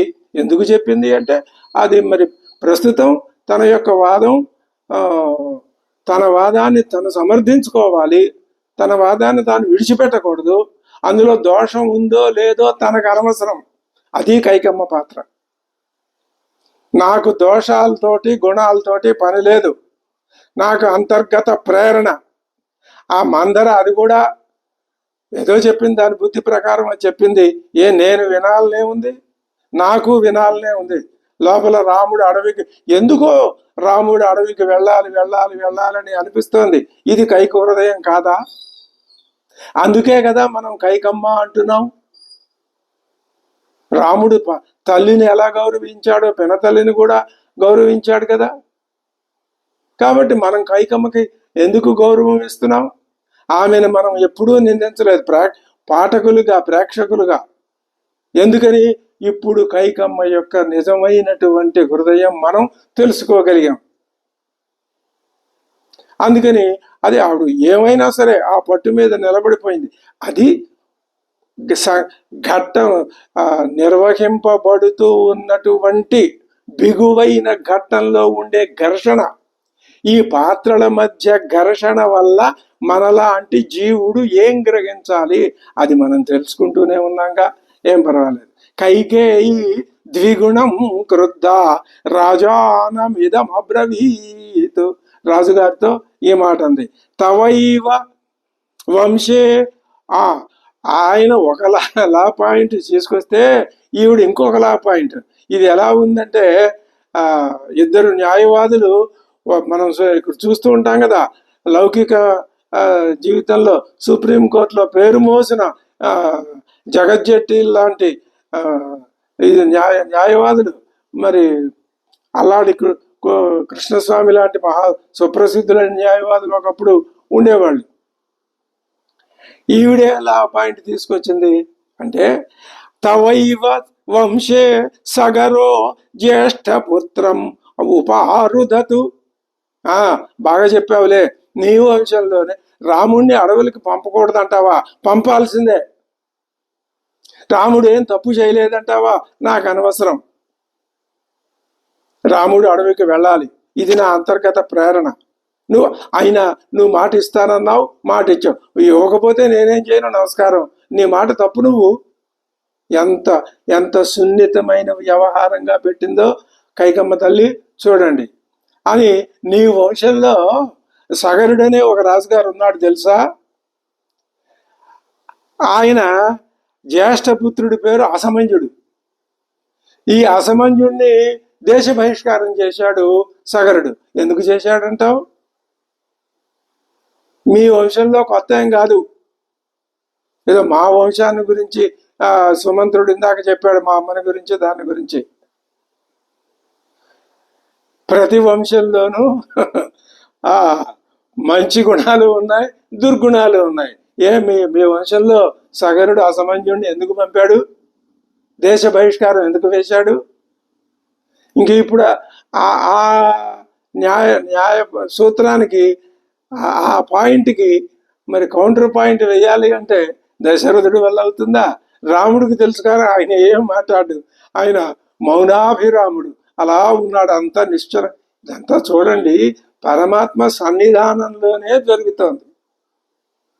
ఆయన ప్రత్యక్షంగా వీక్షిస్తూ ఉండగానే జరుగుతోంది. ఆయన అనుమతితోనే జరుగుతోంది. ఇది అద్భుతమైనటువంటి, ఇది మన భావన అంతే తప్ప నేను మనిషినే బాబు, నేను మనిషినేనయ్యా, మీరు నన్ను దేవుణ్ణి అంటున్నారు అని ఆయన, నేను దేవుణ్ణి కాదు, ఆత్మానం మానుషం మన్య అని ఆయన చెప్పాడుగా. అయినా సరే ఇప్పుడు మనం ఏం చేయాలి?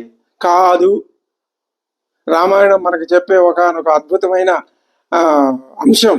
మనం మనం మానసికంగా బయటికి చెప్పకపోయినా మానసికంగా ఆచరించవలసిన అంశం ఏమి?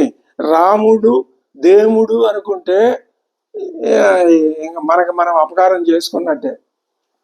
రాముడు దేవుడైతే ఉంటాడు, దేవాలయంలో ఉంటాడు, ఆ అన్ని కార్యక్రమాలు, జేబులో డబ్బులు ఎంత ఉంటే అంత డబ్బులు తీసుకొచ్చి ఇంకా ఎక్కువ డబ్బు సంపాదించి ఖర్చు పెట్టి వైభోగంగా ఉత్సవాలు జరుపుతాం. అయిపోయింది, అంతకంటే మించి ఏమీ ఉండదు. మరి ఏమిటి అది? అనుకోవాల్సిందే, దాన్ని ఎవరు కాదనరు. దాన్ని వ్యతిరేకించేంతటి అవివేకులు ఎవ్వరు ఉండరు. మరి ఏం చేయాలి? రాముడు మానవుడు అనుకోవాలి. ఎందుకని? నేను మానవుడినే. మరి నాకు ఇటువంటి ప్రతి వ్యక్తికి జీవితంలో కొన్ని సంకట పరిస్థితులు వస్తాయి. ఆ సంకట పరిస్థితుల్లో అదే రాముడైతే ఏం చేశాడు, నేను అదే చేయాలి. అప్పుడు రాముడు నీలోకి వస్తాడు, ఆత్మారాముడు అవుతాడు. నువ్వే రాముడు అవుతావు, రాముడే నువ్వు అవుతావు, అదే మోక్షం. ఇంకా అంతకంటే ఇంకా ఈ సంగతి బయటికి చెప్పుకోకర్లా. నే రాముడిని అయ్యాను, దీన్ని తెలివి తక్కువ, దీన్ని ఏమంటారు, ఆడంబరం అంటారు. అస్సలు అది ఎప్పుడు ఏ కోశాన ఎవరు చెయ్యరు, అలా ఎవరు చెప్పరు కూడా. కానీ అంతర్గతంగా రాముడి యొక్క ప్రవర్తన మనకి ఆరాధ్యం కావాలి. ఎప్పుడవుతుంది అది? రాముడు మానవుడు, అందుకునే ఆయన ఆత్మానం మానుషం మన్యే అని చెప్పింది. ఇక్కడ నిశ్శబ్దంగా ఎందుకు నుంచున్నాడు? ఒక్క మాట మాట్లాడలేదు. వాల్మీకి ఎంతటి అద్భుతమైనటువంటి కథనం అండి. మరి ఆ బ్రహ్మదేవుడు నీకు నేను చూపు ఇచ్చానని చెప్పాడుగా, నీకు అన్ని రహస్యాలు తెలిసిపోతాయని చెప్పాడుగా. అది కథ అంటే. సరే, ఆ తవైవ ఆ సగం అప్పుడు ఆ సగం అని చెప్పాడు. ఈ మాట విన్నాడు.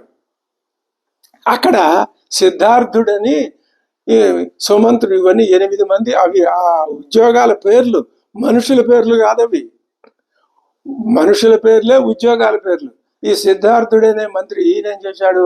ఆయన కోపం వచ్చింది. ఇప్పుడు 2 మంత్రులు కోపం వచ్చింది. సిద్ధార్థుడికి, ఏమమ్మా నువ్వు చెప్పేది ఏమిటి? నువ్వేదో పెద్ద గొప్ప పాయింట్ తీసుకొచ్చానన్నావు, నువ్వు చెప్పేది తప్పు.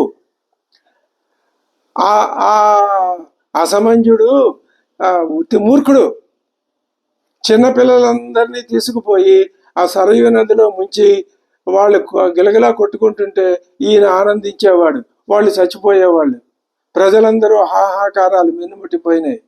సగరుడు ఈ బాధ భరించలేక, వీడు ఎక్కడున్నా ఇలాగే చేస్తాడరా, వీడు ఒక పెద్దవాడే, నేను తపస్సు చేస్తేనే పుట్టాడు, కానీ నాకు వీడు అక్కర్లేదు, వీడిని బయటికి గంటేయండి అని మరి రాజ్యం కోసం కొడుకునైనా సరే ఆయన పంపించాడు.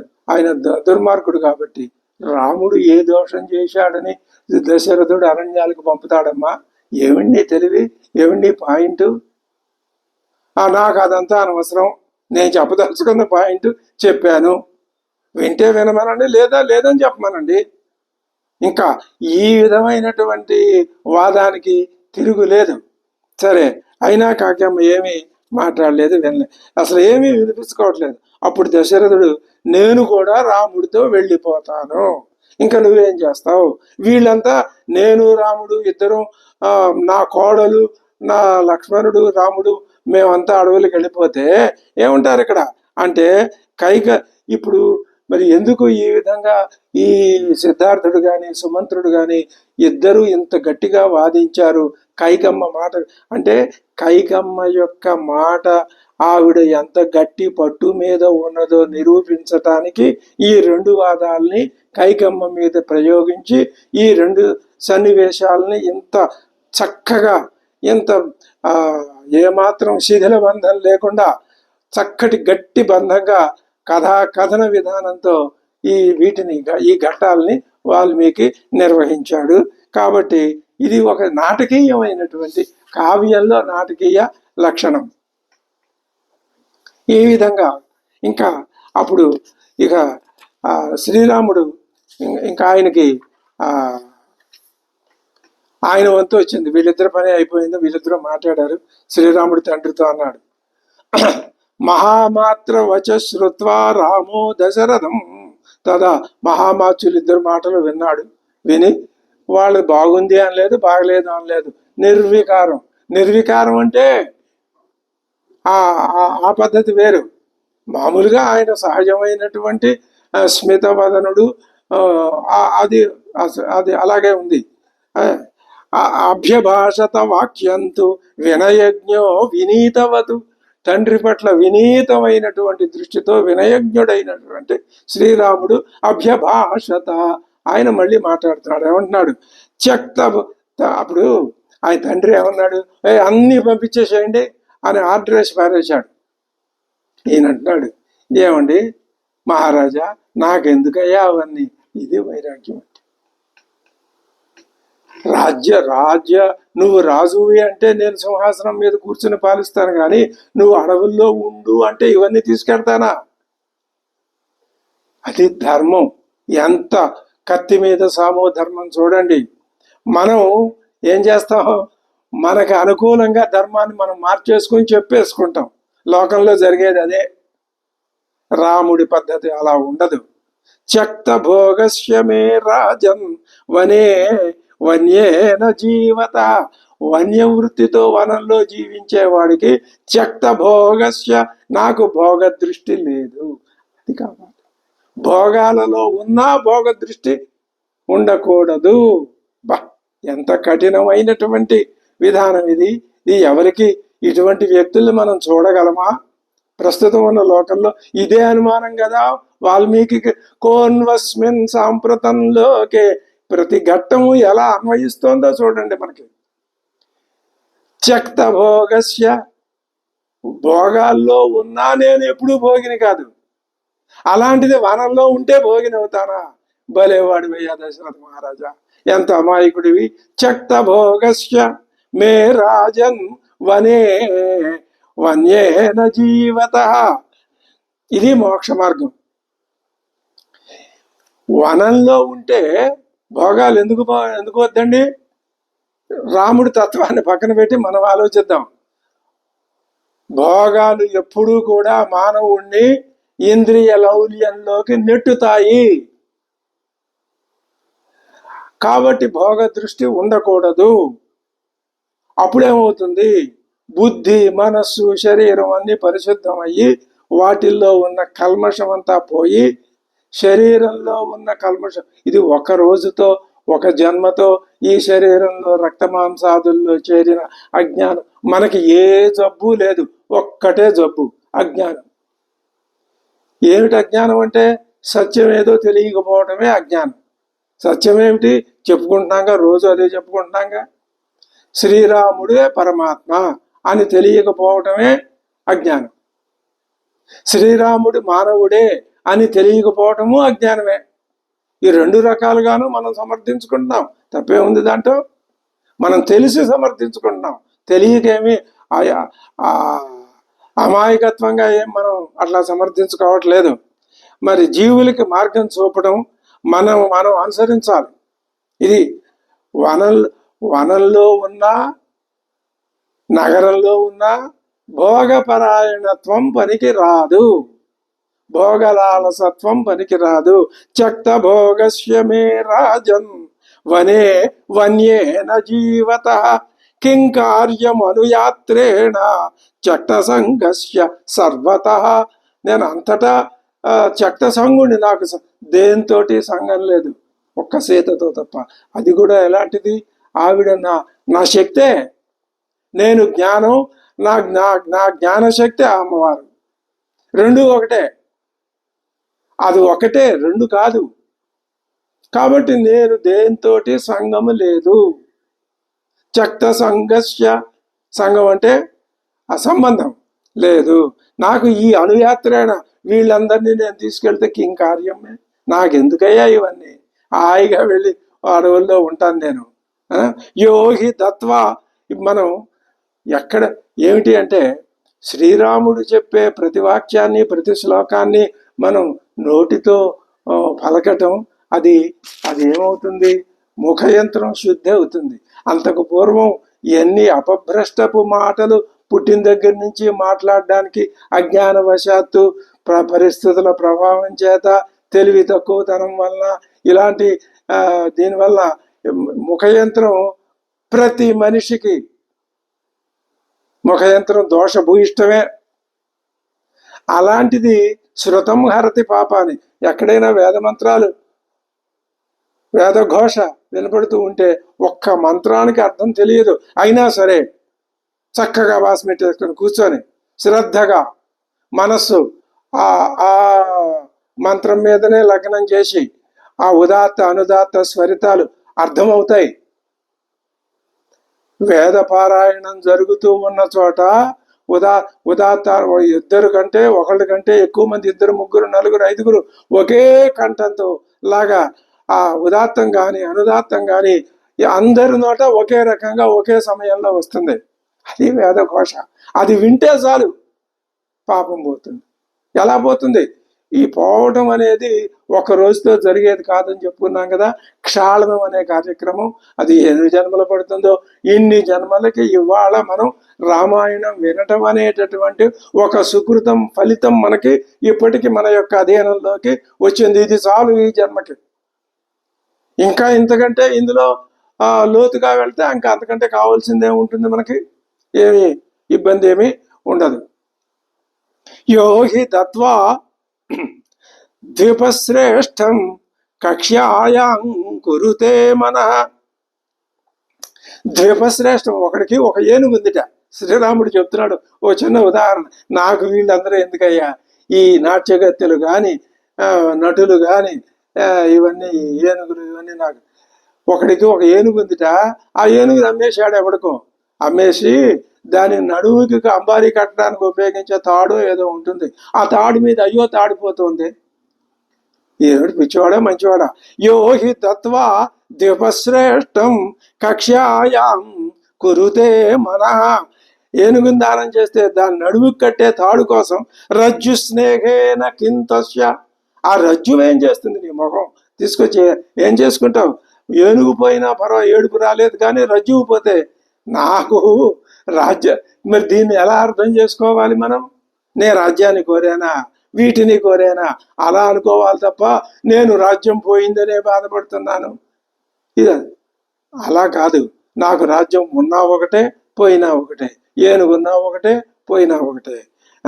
రజ్జు స్నేహేన కింతస్య త్యజత కుంజరోత్తమం తదా మమ సతాం శ్రేష్ఠ కింధ్వజిన్యా జగత్పతే.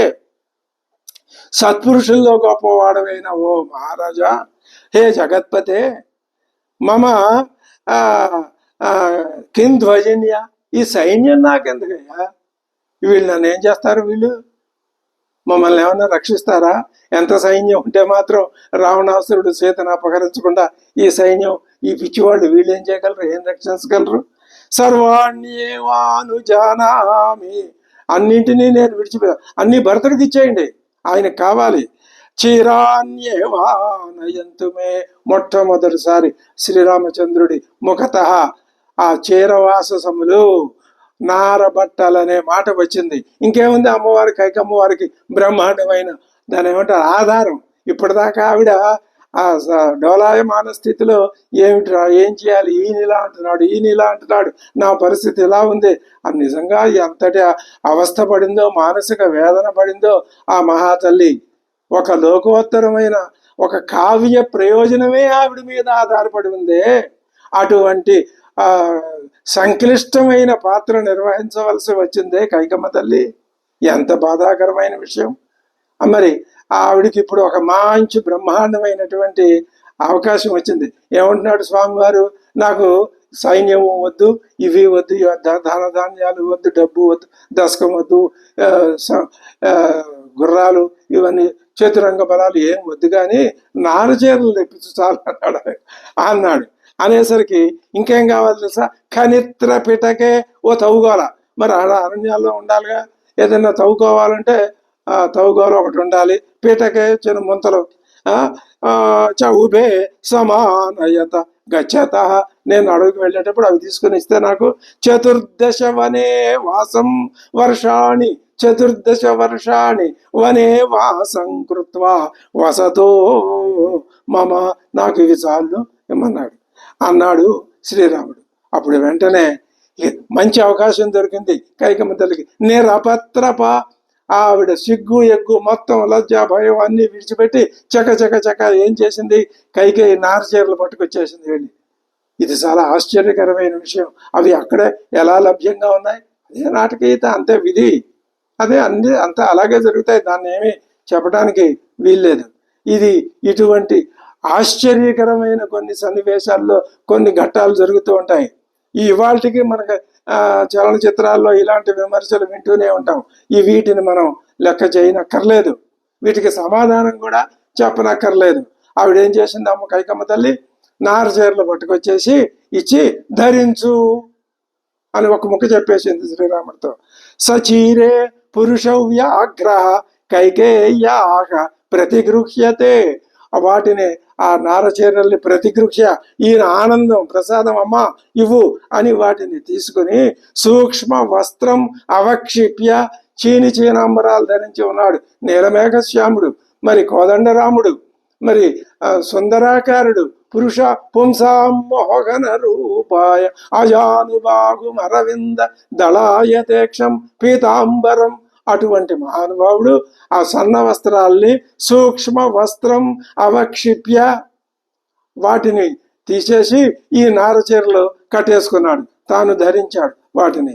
ముని వస్త్రాణ్య అవస్థ, మునులు ధరించే వస్త్రాల్ని అవస్థ ధరించాడు. లక్ష్మణ, ఆయన వెనకాల ఈయన లక్ష్మణశ్చాపి తత్రైవ విహాయ వసనే శుభే, ఆయన అక్కడే ఎక్కడ తాపసాచ్ఛాదనే చక్ర చైవ జగ్రాహ పితురగ్రత, తండ్రి గారు చూస్తూనే ఉన్నాడు.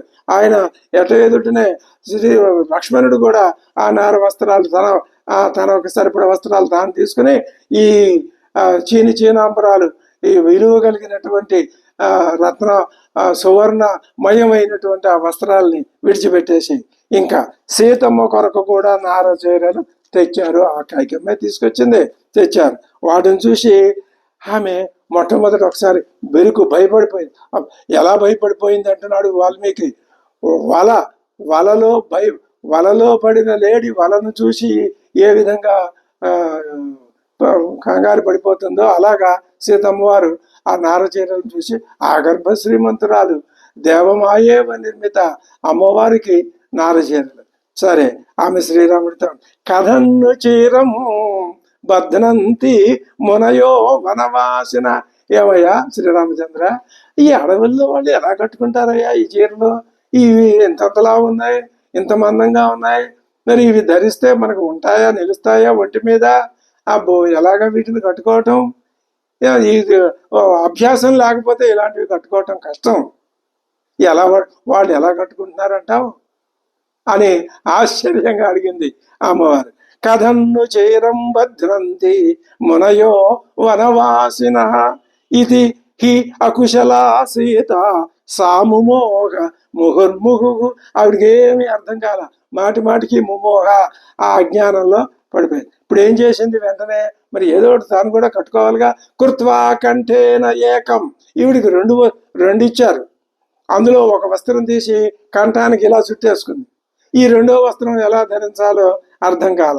ఆ ఏకమాదాయ పాణినా తస్థౌహి అకుశల తత్ర వ్రీడిత జనక, సిగ్గుపడి ఎలాగ రెండవది ఎలా ధరించాలో తెలియక అయోమయం పడి తికమక పడిన అవస్థలో ఆవిడ అలాగే ఉండిపోయింది. ఆమె చేతిలోని చీరను తాను తీసుకున్నాడు స్వామివారు. ఎవరు ధైర్యం చేస్తారు అమ్మవారి దగ్గర, అంతమంది 350 మంది స్త్రీజనం ఉన్నారు. వాళ్ళందరూ విలాపం ఏడుస్తూ ఉంటే వచ్చి వాళ్ళు చీర కడతారా, కట్టరు. ఎవరు చేయాలి ఆ పని, ఇక స్వామివారే. ఇద్దరికి, ఈయనకి ఆవిడ తోడు, ఆవిడికి ఈయన తోడు. సీతమ్మ ధరించిన కౌశేయస్యోపరి, కౌశేయం పట్టు వస్త్రం, పట్టు చీర ధరించింది అమ్మవారు, దాని మీద ఇది చుట్టేశాడు ఈయన. చీరం స్వయం భవంధ, ఈయన కట్టేశాడు. ఈ దృశ్యం చూచి అంతఃపుర స్త్రీలంతా గొల్లుమన్నారు. ఏడుపు, అంతా ఒకటే ఏడుపు, రోదన ధ్వని. నాయన శ్రీరామ, ఏం పని అయ్యా ఇది నువ్వు చేసింది? ఆవిడికి నువ్వు నారచీరలు కడతావేమిటయ్యా? వనవాసం ఎవరికి? నీకు. ఎవరు విధించారు నీకు? మీ తండ్రి గారు. సీతమ్మకి వనవాసం ఏమిటి? ఆవిడికి ఎవరు విధించారు? రమ్మను, ఎవరు నాకు చెప్పమను. ఆవిడికి ఎవరు వనవాసం విధించలా. ఆవిడ పట్టు చీరలు, నగలు అన్ని యథేచ్ఛగా పెట్టుకోవచ్చయ్యా, ఏం పర్వాలేదు. నువ్వు ఎందుకు ఆవిడికి కడుతున్నావు? నీకు అధికారం ఎక్కడిది? అన్నంతగా వాళ్ళు ఈమెను ఇక్కడే ఉంచు, నువ్వు తీసుకెళ్ళకు, మేము చూసుకుంటాం జాగ్రత్తగా, కంటికి రెప్పలా. మరి వాళ్ళు అంతకంటే ఇంకేం మాట్లాడతారు పాపం, వాళ్ళకి ఏం అధికారం ఉంది కనుక. నువ్వు లక్ష్మణుని తీసుకుని మీరిద్దరూ వెళ్ళండి, కట్టేసుకున్నారుగా నారచీరలు. అంతకు ముందు ఉన్నటువంటి ఆ విలువైన వస్త్రాలు అవతల పారేశారు. ఈ నారచీరలు కట్టుకుని తయారై వచ్చారుగా, మీరు మా ఎదురుకుండా వచ్చారుగా, మీరిద్దరూ వెళ్ళండి, అమ్మవారు ఇక్కడే ఉంటుందిలే. మరి వాళ్ళ మాటలకి జవాబు చెప్పాలా? అక్కర్లేదు. శ్రీరాముడు ఏం మాట్లాడలా. ఒక్కొక్కసారి చాలా గమ్మత్తుగా ఉంటుంది వాల్మీకి రచన. అసలు వాళ్ళ మాటలు ఆ స్వామివారు విననే లేదు. విననట్లుగా తన పని తాను చేసుకుంటూ, సీతమ్మ కూడా తన వల్లనే నారచీరలు ఆయన ధరింపజేసేశాడు. అయిపోయింది, మొత్తం ముగ్గురు నారచీరలు ధరించారు. అప్పుడు ఇదంతా చూస్తుంటే వశిష్ఠ మహర్షికి చిర్రెత్తుకొచ్చింది కోపం.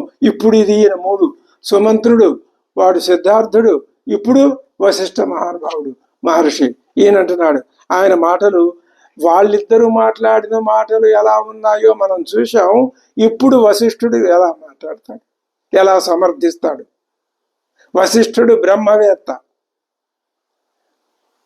రాముడు అడవికి వెళ్ళాలి అని ఆయనకి తెలుసు.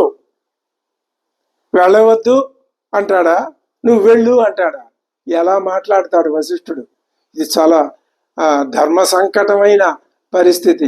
ఇది అద్భుతం, ఇది ఉత్కంఠ, కుతూహలం.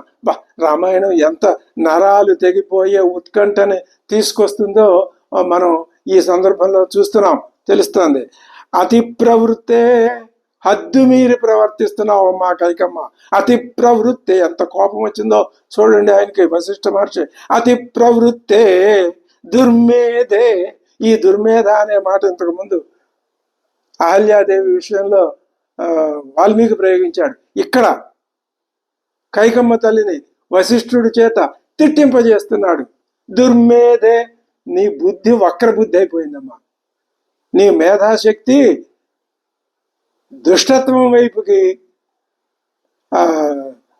అంటే చెడ్డ వైపుకి వెళ్ళిపోయింది. మంచి వైపున ఉండాల్సిన ఆ తెలివి. కైకేయి కులపాంసని, ఎంత ఘోరమైన మాట.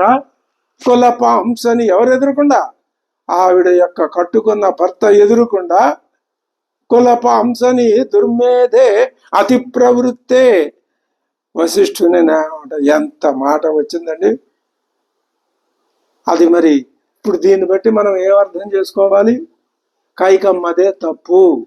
పెద్ద పెద్ద లాయర్లు అందరూ వచ్చి, సుమంత్రుడు, సిద్ధార్థుడు, ప్రజలు అందరూ, మొత్తం అందరు లాయర్లు కైకమ్మదే తప్పు అన్నారు. చివరికి వశిష్ఠుడు కూడా వచ్చి కైకమ్మదే తప్పు తిడుతున్నాడు పైగా ఆవిడ్ని. ఇది రామాయణం అంటే. వంచయిత్వా చ రాజానం న ప్రమాణే అవతిష్ఠసే. రాజుగారిని నువ్వు మోసం చేసి పైగా చెప్పిన మాటకు నిలబడవా? సీతమ్మను కూడా నారచీరలు కట్టుకోమంటావా? ఆవిడ్ని కూడా వనాలకు వెళ్ళాలా? అక్కడ రాముడిని వెళ్ళొద్దంటలా ఆయన. ఇక్కడ మనం శ్రీరాముడు తండ్రిని సత్యవచనుని చేయడానికి ఔచిత్యం అర్థమైంది. దశరథుడు కైకమ్మని వరాలను ఇవ్వడాన్ని కానీ, అసలు బహుభార్యల్ని కలిగి ఉండటాన్ని కానీ ఎవ్వరూ తప్పు పట్టల. ఇంతవరకు దశరథుడిలో ఎవరు తప్పు పట్ల, ఈవెన్ వశిష్ఠుడు కూడా తప్పు పట్ల. ఆ కాలానికి అది ధర్మం. ఆయనకు బహుభార్యలు ఉంటేనేమి అది రాజధర్మం, ఆయన చేసుకున్నాడు అంతే. కైకమ్మని వశిష్ఠుడు తప్పు పడుతున్నాడు. ఇప్పుడు ఏ విషయంలో తప్పు పడుతున్నాడు అంటే, సీతమ్మకి నారచీరలు ఇవ్వటం విషయంలో తప్పు పడుతున్నాడు. అంతేకాదు శ్రీరాముడిని అడవులకి పంపటంలో కూడా తప్పు పడుతున్నాడు. మేము కూడా వెళ్ళిపోతామన్నాడు ఆయన, అంటున్నాడు అదే మాట. ఎంతమంది ఎన్ని రకాలుగా చెప్పినా ఆమె వినలేదు. విధి బలీయం అంటే ఇదే కదా మరి అని అనుకోవాలి. ఎందుకని ఆమె సీతకు కూడా నార చీరలు పట్టుకొచ్చి ఇచ్చింది. ఇందుకే దుర్మేధ అన్నాడు. అది మనం అర్థం సీతమ్మకి నార చీరలు ఇవ్వడం సుమేధ లక్షణమా, దుర్మేధ లక్షణం? నగంతవ్యం వనం దేవ్యా సీతయా శీలవర్జితే. సీతమ్మని నువ్వు అడవికి పంపిస్తానంటావేమి? శీలవర్జితే, నీకు దురాచార సంపన్నురాలవి, నువ్వు సదాచార వర్జితురాలవి. అనుష్ఠాస్యతి సీతా రామస్య ప్రకృతమా. ఇది అద్భుతమైన విషయం. వశిష్ఠుడి ఈ పరిష్కారాన్ని వశిష్ఠుడి కోసం దాచిపెట్టాడు వాల్మీకి. ఇక్కడ అద్భుతమైన ఇది మనం ఇవాళ రాజకీయాల్లో కూడా చూస్తున్నాం. ఏమిటి, ఆయన మరి భర్తకి అవకాశం లేదు, ఆయన అడవులకు వెళ్ళాలి. ఆయన్ని కాదంటల్లా, ఇక్కడ సీతమ్మ ఉండి రాజ్యం చేస్తుంది. నీ భర్తుడికి అధికారం ఎక్కడదమ్మా? లేదు, నీ భరతుడికి అధికారం లేదు. అసలు భరతుడికి రాజ్యాధికారం లేదు. ఆయన ఎప్పుడో రాముడి తర్వాత పుట్టాడు, ఉండదు. ఎవరు రాముడి తర్వాత ఎవరు? అదే చెప్తున్నాడు. అనుష్ఠాస్యతి సీత రామస్య ప్రకృతమాసనం. సింహాసనాన్ని అమ్మవారు సింహాసనం మీద అధిష్ఠించి రాజ్యాన్ని పరిపాలిస్తుంది. శ్రీరాముని బదులు సీతమ్మ రాజ్యం చేస్తుంది. ఎంత గొప్ప భావం! స్త్రీ స్వాతంత్ర్యం లేదా? స్త్రీ అంటే ఎవరు? ఇక్కడ స్త్రీ అంటే ఎవరు అంటే, ప్రకృతి నిర్మించిన శారీరక ధర్మాల దృష్ట్యా స్త్రీ పురుషులు ఇది ఎవరు కాదంటానికి వీల్లేదు.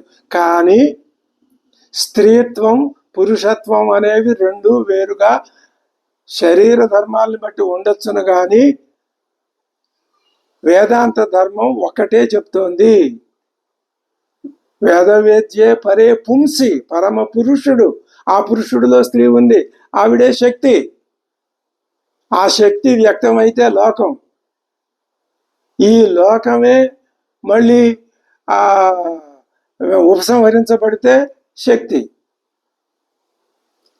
అది కాబట్టి ఇప్పుడు ఆయన అడవులకి పెడితే అమ్మవారి రాజ్యాన్ని సమయంత. ఇప్పుడు సీతమ్మ అంటే మరి లౌకిక దృష్టితో చూసినా కూడా అమ్మవారే రాజ్యం చేస్తుంది అని వశిష్ఠుడు అన్నాడంటే, వశిష్ఠుడు ఆయన ఏమైనా తక్కువ వాడా?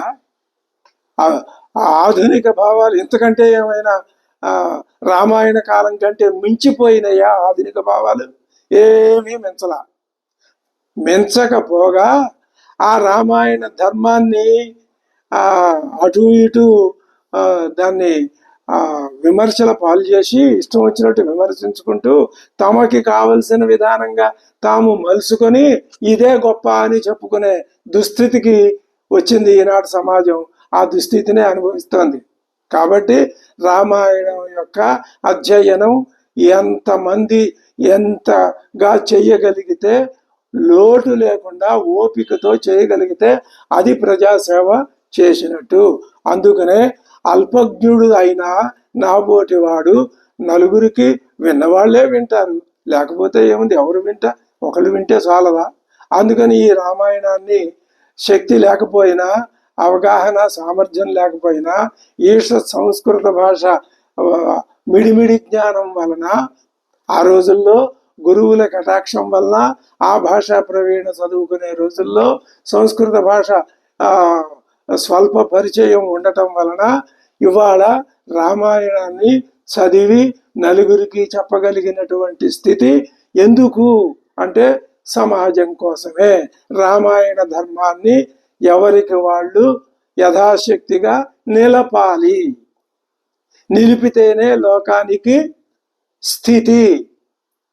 రామాయణం లేకపోతే లోకం లేదు. లోకమే లేకపోతే ఇంకా లోకానికి స్థితి ఎక్కడిది? లోకమే రామాయణం అయితే ఇంకా లోకం లేదు. ఏముంటుంది? రామాయణం ఏముంటుంది? రామాయణం ఉంటుందంటే రాముడే ఉంటాడు. రాముడే ఉంటాడు అంటే పరమాత్మే ఉంటాడు. అంటే అద్వైత స్థితి ఉంటుంది. ఇది అద్భుతమైన విషయం. అద్వైతం నుంచి లోకానికి, లోకం ఏం చేయాలి, మళ్ళీ మనని అద్వైతానికి తీసుకువెళ్ళాలి. అద్వైతం ఎక్కడికి వస్తుంది? లోకానికి వస్తుంది. రాముడు ఎక్కడికి వచ్చాడు? లోకంలోకి వచ్చాడు. ఎందుకు వచ్చాడు? ఇదిగో ఈ రావణాసురుణ్ణి చంపటం. అతడెవడండి పాపం? రావణాసురుణ్ణి చంపటం అదే కరెక్టే, దాన్ని ఎవరు కాదంటానికి లేదు. దాన్ని మనం తిరస్కరిస్తున్నాం అనకూడదు. కామక్రోధాది గుణాలని నిర్మూలించుకోండి రా బాబు అని చెప్పడానికే శ్రీరామచంద్రమూర్తి వచ్చాడు. ఆచరణలో పెట్టి చూపిస్తున్నాడు. ఇది అద్భుతమైన ఘట్టం ఇక్కడ ఆయన చూపించింది. అదే కారణం చెప్తున్నాడు. ఆత్మాహి ఆయన వశిష్ఠ మహర్షి కారణం చెప్తున్నాడు. సీతమ్మ వారు రాజ్యంలో కూర్చుని పరిపాలిస్తుందయ్యా. ఎలాగంటావా? ఆత్మ ఆహి దార, అద్భుతమైన శ్లోకం. దారాహ సర్వేషాం దార సంగ్రహవర్తినాం. గృహస్థ జీవితం గడిపే వాళ్ళందరికీ శ్రీరాముడు ఏకపత్ని వ్రతుడు. రామునిది ఒకటే బాణము, రామునిది ఒకటే స్త్రీ ఒకే బాణం. కాబట్టి దార సంగ్రహవర్తినాం, భార్యావ్రతం నిర్వహించే, అది భార్యావ్రతం. అమ్మవారు పతివ్రత, ఆయన భార్యావ్రతం. ఈ రెండు ఒకటే వ్రతం. ఇది అద్వైతం అంటే. రెండు కాదు, ఒకటే. ఇటువంటి దార సంగ్రహవర్తులు ఎవరైతే ఉంటారో వాళ్ళకి ఆత్మాహిదారాహ, ఇది ఎంత అఖండమైనటువంటి అద్వైత స్థితి. గృహస్థుడు యజమానికి ఆత్మ ఎవరు? దారా. దారా పూలింగ శబ్దం, స్త్రీ అనే అర్థం, భార్య. గృహస్థుకి స్వరూపం ఎవరు? భార్య. దారాహ ఆత్మాహి దారాహ సర్వేషాం దార సంగ్రహవర్తినాం. ప్రతి గృహస్థికి అదే పద్ధతి. ఆత్మేయమితి రామస్య పాలయిష్యతి మేదిని. ఈమె రాముడికి ఆత్మ. రాముని ఆత్మ ఎవరు? అమ్మవారు. అమ్మవారి ఆత్మ ఎవరు? రాముడు. రెండు ఆత్మలు ఉన్నాయా? కాదు, ఒకటే. అదే అద్వైతాత్మ. నువ్వు రెండు అనుకుంటే రెండు. ఇందాక క్రౌంచ పక్షులు రెండు అనుకున్నావు, కానీ ఒకటే పక్షి అది. ఇక్కడ సీతారాములు రెండు అనుకుంటున్నాం, కాదు, ఒకటే. అసలు అనుకోకపోతే రామాయణం మనకు అర్థం కాదండి. ఎంత వేరు అనుకుంటే ఎక్కడుందే గొంగళి అక్కడే ఉంటుంది. దానికి ఏం చేస్తాం మనం? ఆత్మేయమితి రామస్య పాలయిష్యతి మేదిని. ఒకవేళ సీతమ్మ వెళ్తే మేము వెళ్ళిపోతాం. ఎవరు? వశిష్ఠ మహర్షి ఆ మాట అని. సీతమ్మ నా మాట వినలేదండి, నేనేమంటున్నాను ఇప్పుడు ప్రపోజలు. సీతమ్మ వారు, అమ్మా నువ్వు ఇక్కడ ఉండు, రాజ్యం పరిపాలించు, అయ్యవారు పెడతాళ్లే. ఇది బ్రహ్మవాక్యది. బ్రహ్మతత్వజ్ఞుడు వశిష్ఠుడు, సామాన్యుడు కాదు. ఆయన నోట వచ్చిన మాట అది ఆ అజ్ఞానపూరితమైన మాట కాదు. అందుకనే బ్రహ్మచారులందరినీ శ్రీరామచంద్రుడు అడిగాడు. ఏమడిగాడు? మీరు నా నివాసాన్ని రక్షించండి అయ్యా అన్నారు. అంటే వైకుంఠం. అంతా అంతరార్థమే. అద్భుతం. ఒకవేళ సీతమ్మ పెడితే మేము వెళ్ళిపోతాం. మేమే కాదు, ఇదిగో మొత్తం ఆ బాలగోపాలం అంతా వచ్చేస్తాం. ఇక్కడ ఎవ్వరూ ఉండరు. చెట్లు పుట్టలు పక్షులు పాములు ఏమీ ఉండవు, ఇవి వచ్చేస్తాయి. ఇవన్నీ ఇక్కడ ఎందుకున్నాయి? రాముడు ఉన్నాడు కాబట్టే ఉన్నాయి. ఇప్పుడు కూడా ఉన్నాయి. ఎందుకని? వాటికి తెలుసు. ఆనాటి నుంచి ఈనాటికి అవి ఉన్నాయి. ఎందుకని? వాటిని భరించేది రాముడే. ఆ సంగతి వాటికి తెలుసు. వాటికి జ్ఞానం లేదు, మనకి లేదు జ్ఞానం. వాటికి ఉంది. వాటికి ఉండవలసిన జ్ఞానం ఉంది, మనకే ఉండవలసిన జ్ఞానం లేదు. ఏముంది? అజ్ఞానం ఫుల్గా ఉంది, తట్టల కొద్దీ ఉంది అజ్ఞానం. కనీసం చిటికెడు కూడా జ్ఞానం లేదు దాంట్లో. అంతా చీకటే, వెలుగు రేఖ ఎక్కడా లేదు. సరే, ఒకవేళ సీతమ్మ వెళ్తే మేము వెళ్ళిపోతాం. అప్పుడు పురంచ ఇదం గమిష్యతి, ఈ పట్టణం అంతా వెళ్ళిపోతుంది. అందరూ వాళ్ళ బట్టే వెళ్ళిపోతారు, ఎవరో ఉండరు ఇక్కడ. ఇంకో మాట అమ్మా, అసలు నువ్వేమనుకుంటున్నావు? భరతుడి రాజ్యాన్ని పరిపాలిస్తాడా? నీ మొఖాన్ని గంప బోర్లిచ్చి ఆయన కూడా రాముడి వెనకాల వచ్చేస్తాడు. ఇంకా నువ్వు ఒక్కదానివి ఉండి నువ్వు ఏలుకోవాలి. ఇది ఎంత తీవ్రమైన అయినా సరే లోకరీత్యా చెప్పాలి కాబట్టి చెప్పాడు. ఆవిడ వినదని ఈయనకి తెలుసు. ఇదంతా గమ్మత్తండి. ఆవిడ వినదు, వినకూడదని తెలుసు. వినదని తెలుసు, కానీ తను చెప్పాలి కాబట్టి ఎందుకు మన కోసం చెప్తున్నాడు. ఇలా చెప్పిస్తేనే కానీ రామ వనవాస దీక్షలో ఉన్నటువంటి తీక్ష్ణత్వం లోకానికి అర్థం కాదు. అది తతశూన్యాం గతజనాం వసుధాం పాదపై సహ త్వమేకాశాది దుర్వృత్త ప్రజ్ఞానా మహితే స్థిత ప్రజానాం అహితే స్థిత. ప్రజలకి నువ్వు అహితం కోరుతున్నావు, వాళ్ళ చేటు కోరుతున్నావు. నువ్వు ఈ ఈ చెట్లు పుట్టలు ఇళ్ళు వాకిళ్ళు వీటిని నువ్వే పరిపాలించుకో. ఇది ప్రజాస్వామ్యం అంటే, ప్రజల కొరకు అధికారం. ఇది వశిష్ఠుడు పూర్తి దాన్ని ఏమంటారు, పక్కాగా ప్రజాస్వామ్యవాది. సుమంత్రుడు అంతే, సిద్ధార్థుడు అంతే, అందరూ ప్రజలు అంతే. ప్రజలు ప్రజాస్వామ్యం కొరకు ఏం కోరుకుంటారు? ప్రజాస్వామ్యం ఎప్పుడూ ఉంది. మధ్య మధ్యలో ఈ అజ్ఞానం, మనలో ఉన్న అజ్ఞానం ప్రజాస్వామ్యాన్ని గుర్తించనియ్యదు. ఒక్కటే, ఇది సువర్ణాక్షరం. ప్రజాస్వామ్యం వైదిక ధర్మంలో ఎప్పుడూ ఉంది, అందులోనూ వేదాంత ధర్మంలో ఎప్పుడూ ఉన్నది. ఉన్నది ఒకటే అయినప్పుడు ఇంకా అదే అన్నీ అదే అయినప్పుడు ఇంకా వేరేది ఎక్కడి నుంచి ఉంటుందండి? ఉండదు. మరి ఎందుకని ఇలా అంటున్నావు? అజ్ఞానం ఎక్కువ ఉండి. శ్రీరాముడు పరిపాలించిన రాజ్యం రాజ్యమే కాదు. నహి తద్భవితా రాష్ట్రం ఎత్ర రామో న భూపతికి తద్వనం భవితా రాష్ట్రం ఎత్ర రామో నివస్యతి. సువర్ణాక్షరాలు. రాముడు లేకపోతే అది రాజ్యమే కాదు. రాముడు ఎక్కడ ఉంటే అదే రాజ్యం. ఈ శ్లోకం మళ్ళీ చెప్పుకోవాలి. నహి తద్భవితా రాష్ట్రం, అది రాజ్యం కాదు. ఎత్ర రామో నా భూపతికి, ఎక్కడ రాముడు రాజు కాడో అది రాజ్యం కాదు. తద్వనం భవిత రాష్ట్రం, ఆ వనమే రాష్ట్రం అవుతుంది. ఎప్పుడు? ఎత్ర రామో నివస్యతి, రాముడు వనాల్లో ఉంటే వనమే రాజ్యం. అంతేగా మరి ఇక్కడ వేద ధర్మాన్ని 4 పాదాల్లో నడిపించాడు అయోధ్యలో. రాముడు ఉంటేనే వేద ధర్మం నడుచుంది. ప్రజలంతా ఆ ధర్మానికి లోబడి మాట్లాడారు. ప్రజలు ఏం మాట్లాడారో మనం విన్నాం. ప్రజల భావాలు ఎంత పరిశుద్ధంగా ఉన్నాయో విన్నాం. ఎందువల్ల కలిగింది? కేవలం రామ స్థితి వల్ల, రామ జననం వల్ల. దశరథాదులు ఎంతమంది అయినా ఉండనివ్వండి, రాముడు ఉన్నాడు కాబట్టే రాజ్యం అయోధ్య అది వేద నగరం అయింది. ఇప్పుడు రాముడు అడవికి వెళ్ళాలి, ఎందుకని? అది కూడా వేద నగరం కావాలి. ఇది పరమ ప్రయోజనం. కాబట్టి నహి తద్భవితా రాష్ట్రం ఎత్ర రామో న భూపతికి తద్వనం భవితా రాష్ట్రం ఎత్ర రామో నివస్యతి. ఇంకొక మాట చెప్తా, వింటావా? నీ కుమారుడు కూడా మాతో పాటు వచ్చేస్తాడు. సశత్రుఘ్న, శత్రుఘ్న రా, నువ్వు మళ్ళీ ఒకడు ఇక్కడ ఉంటానంటే కుదరదని అతన్ని చేయి పట్టుకుని భరతుడు మా వెనకాల కాదు మా ముందే ఉంటాడు. ఎవరి దగ్గర ఉంటాడు? రాముడు ఎక్కడ ఉంటే భరతుడు శత్రుఘ్నుడు అక్కడే ఉంటారు. నువ్వేదో అనుకుంటున్నావు, ముందే చెప్పాడు ఆయన. అది ఋషి వాక్యం, అది జరిగింది అదే. ఆయన మాట కాదని లేక వచ్చి ఇక్కడ ఉన్నాడు. రాముని మాట ఎవరు జవదాటగలరు? ఎవరు జవదాటలేరు. ఏమి అసలు అతడు నీ కొడుకు, నువ్వు కైకమ్మ కొడుకువి అంటే ఆయన ఒప్పుకోడు. ఎవరు ఒప్పుకోరు? భరతుడు ఒప్పుకోడు. కాబట్టి కనుక ఓ దేవి, నీ కోడలైన ఈ సీతాదేవికి నారచీరలు తీసివేసి నువ్వేం చేస్తావంటే అమూల్యమైన వస్త్రాలు, ఆభరణాలు అవి ఎన్ని కావాలంటే అన్ని సమృద్ధిగా ఇచ్చి పంపించు. అంతే తప్ప ఈవిడికి వల్కలాలు ఇచ్చావేమిటమ్మా? ఇది సరైనది కాదు. అవునా? ఏకస్య రామస్య వనే నివాస త్వయావృత కేకయ రాజపుత్రి. ఓ కైకమ్మ, నువ్వు రాముడికే ఒక్కడికే వనవాసం కోరావు.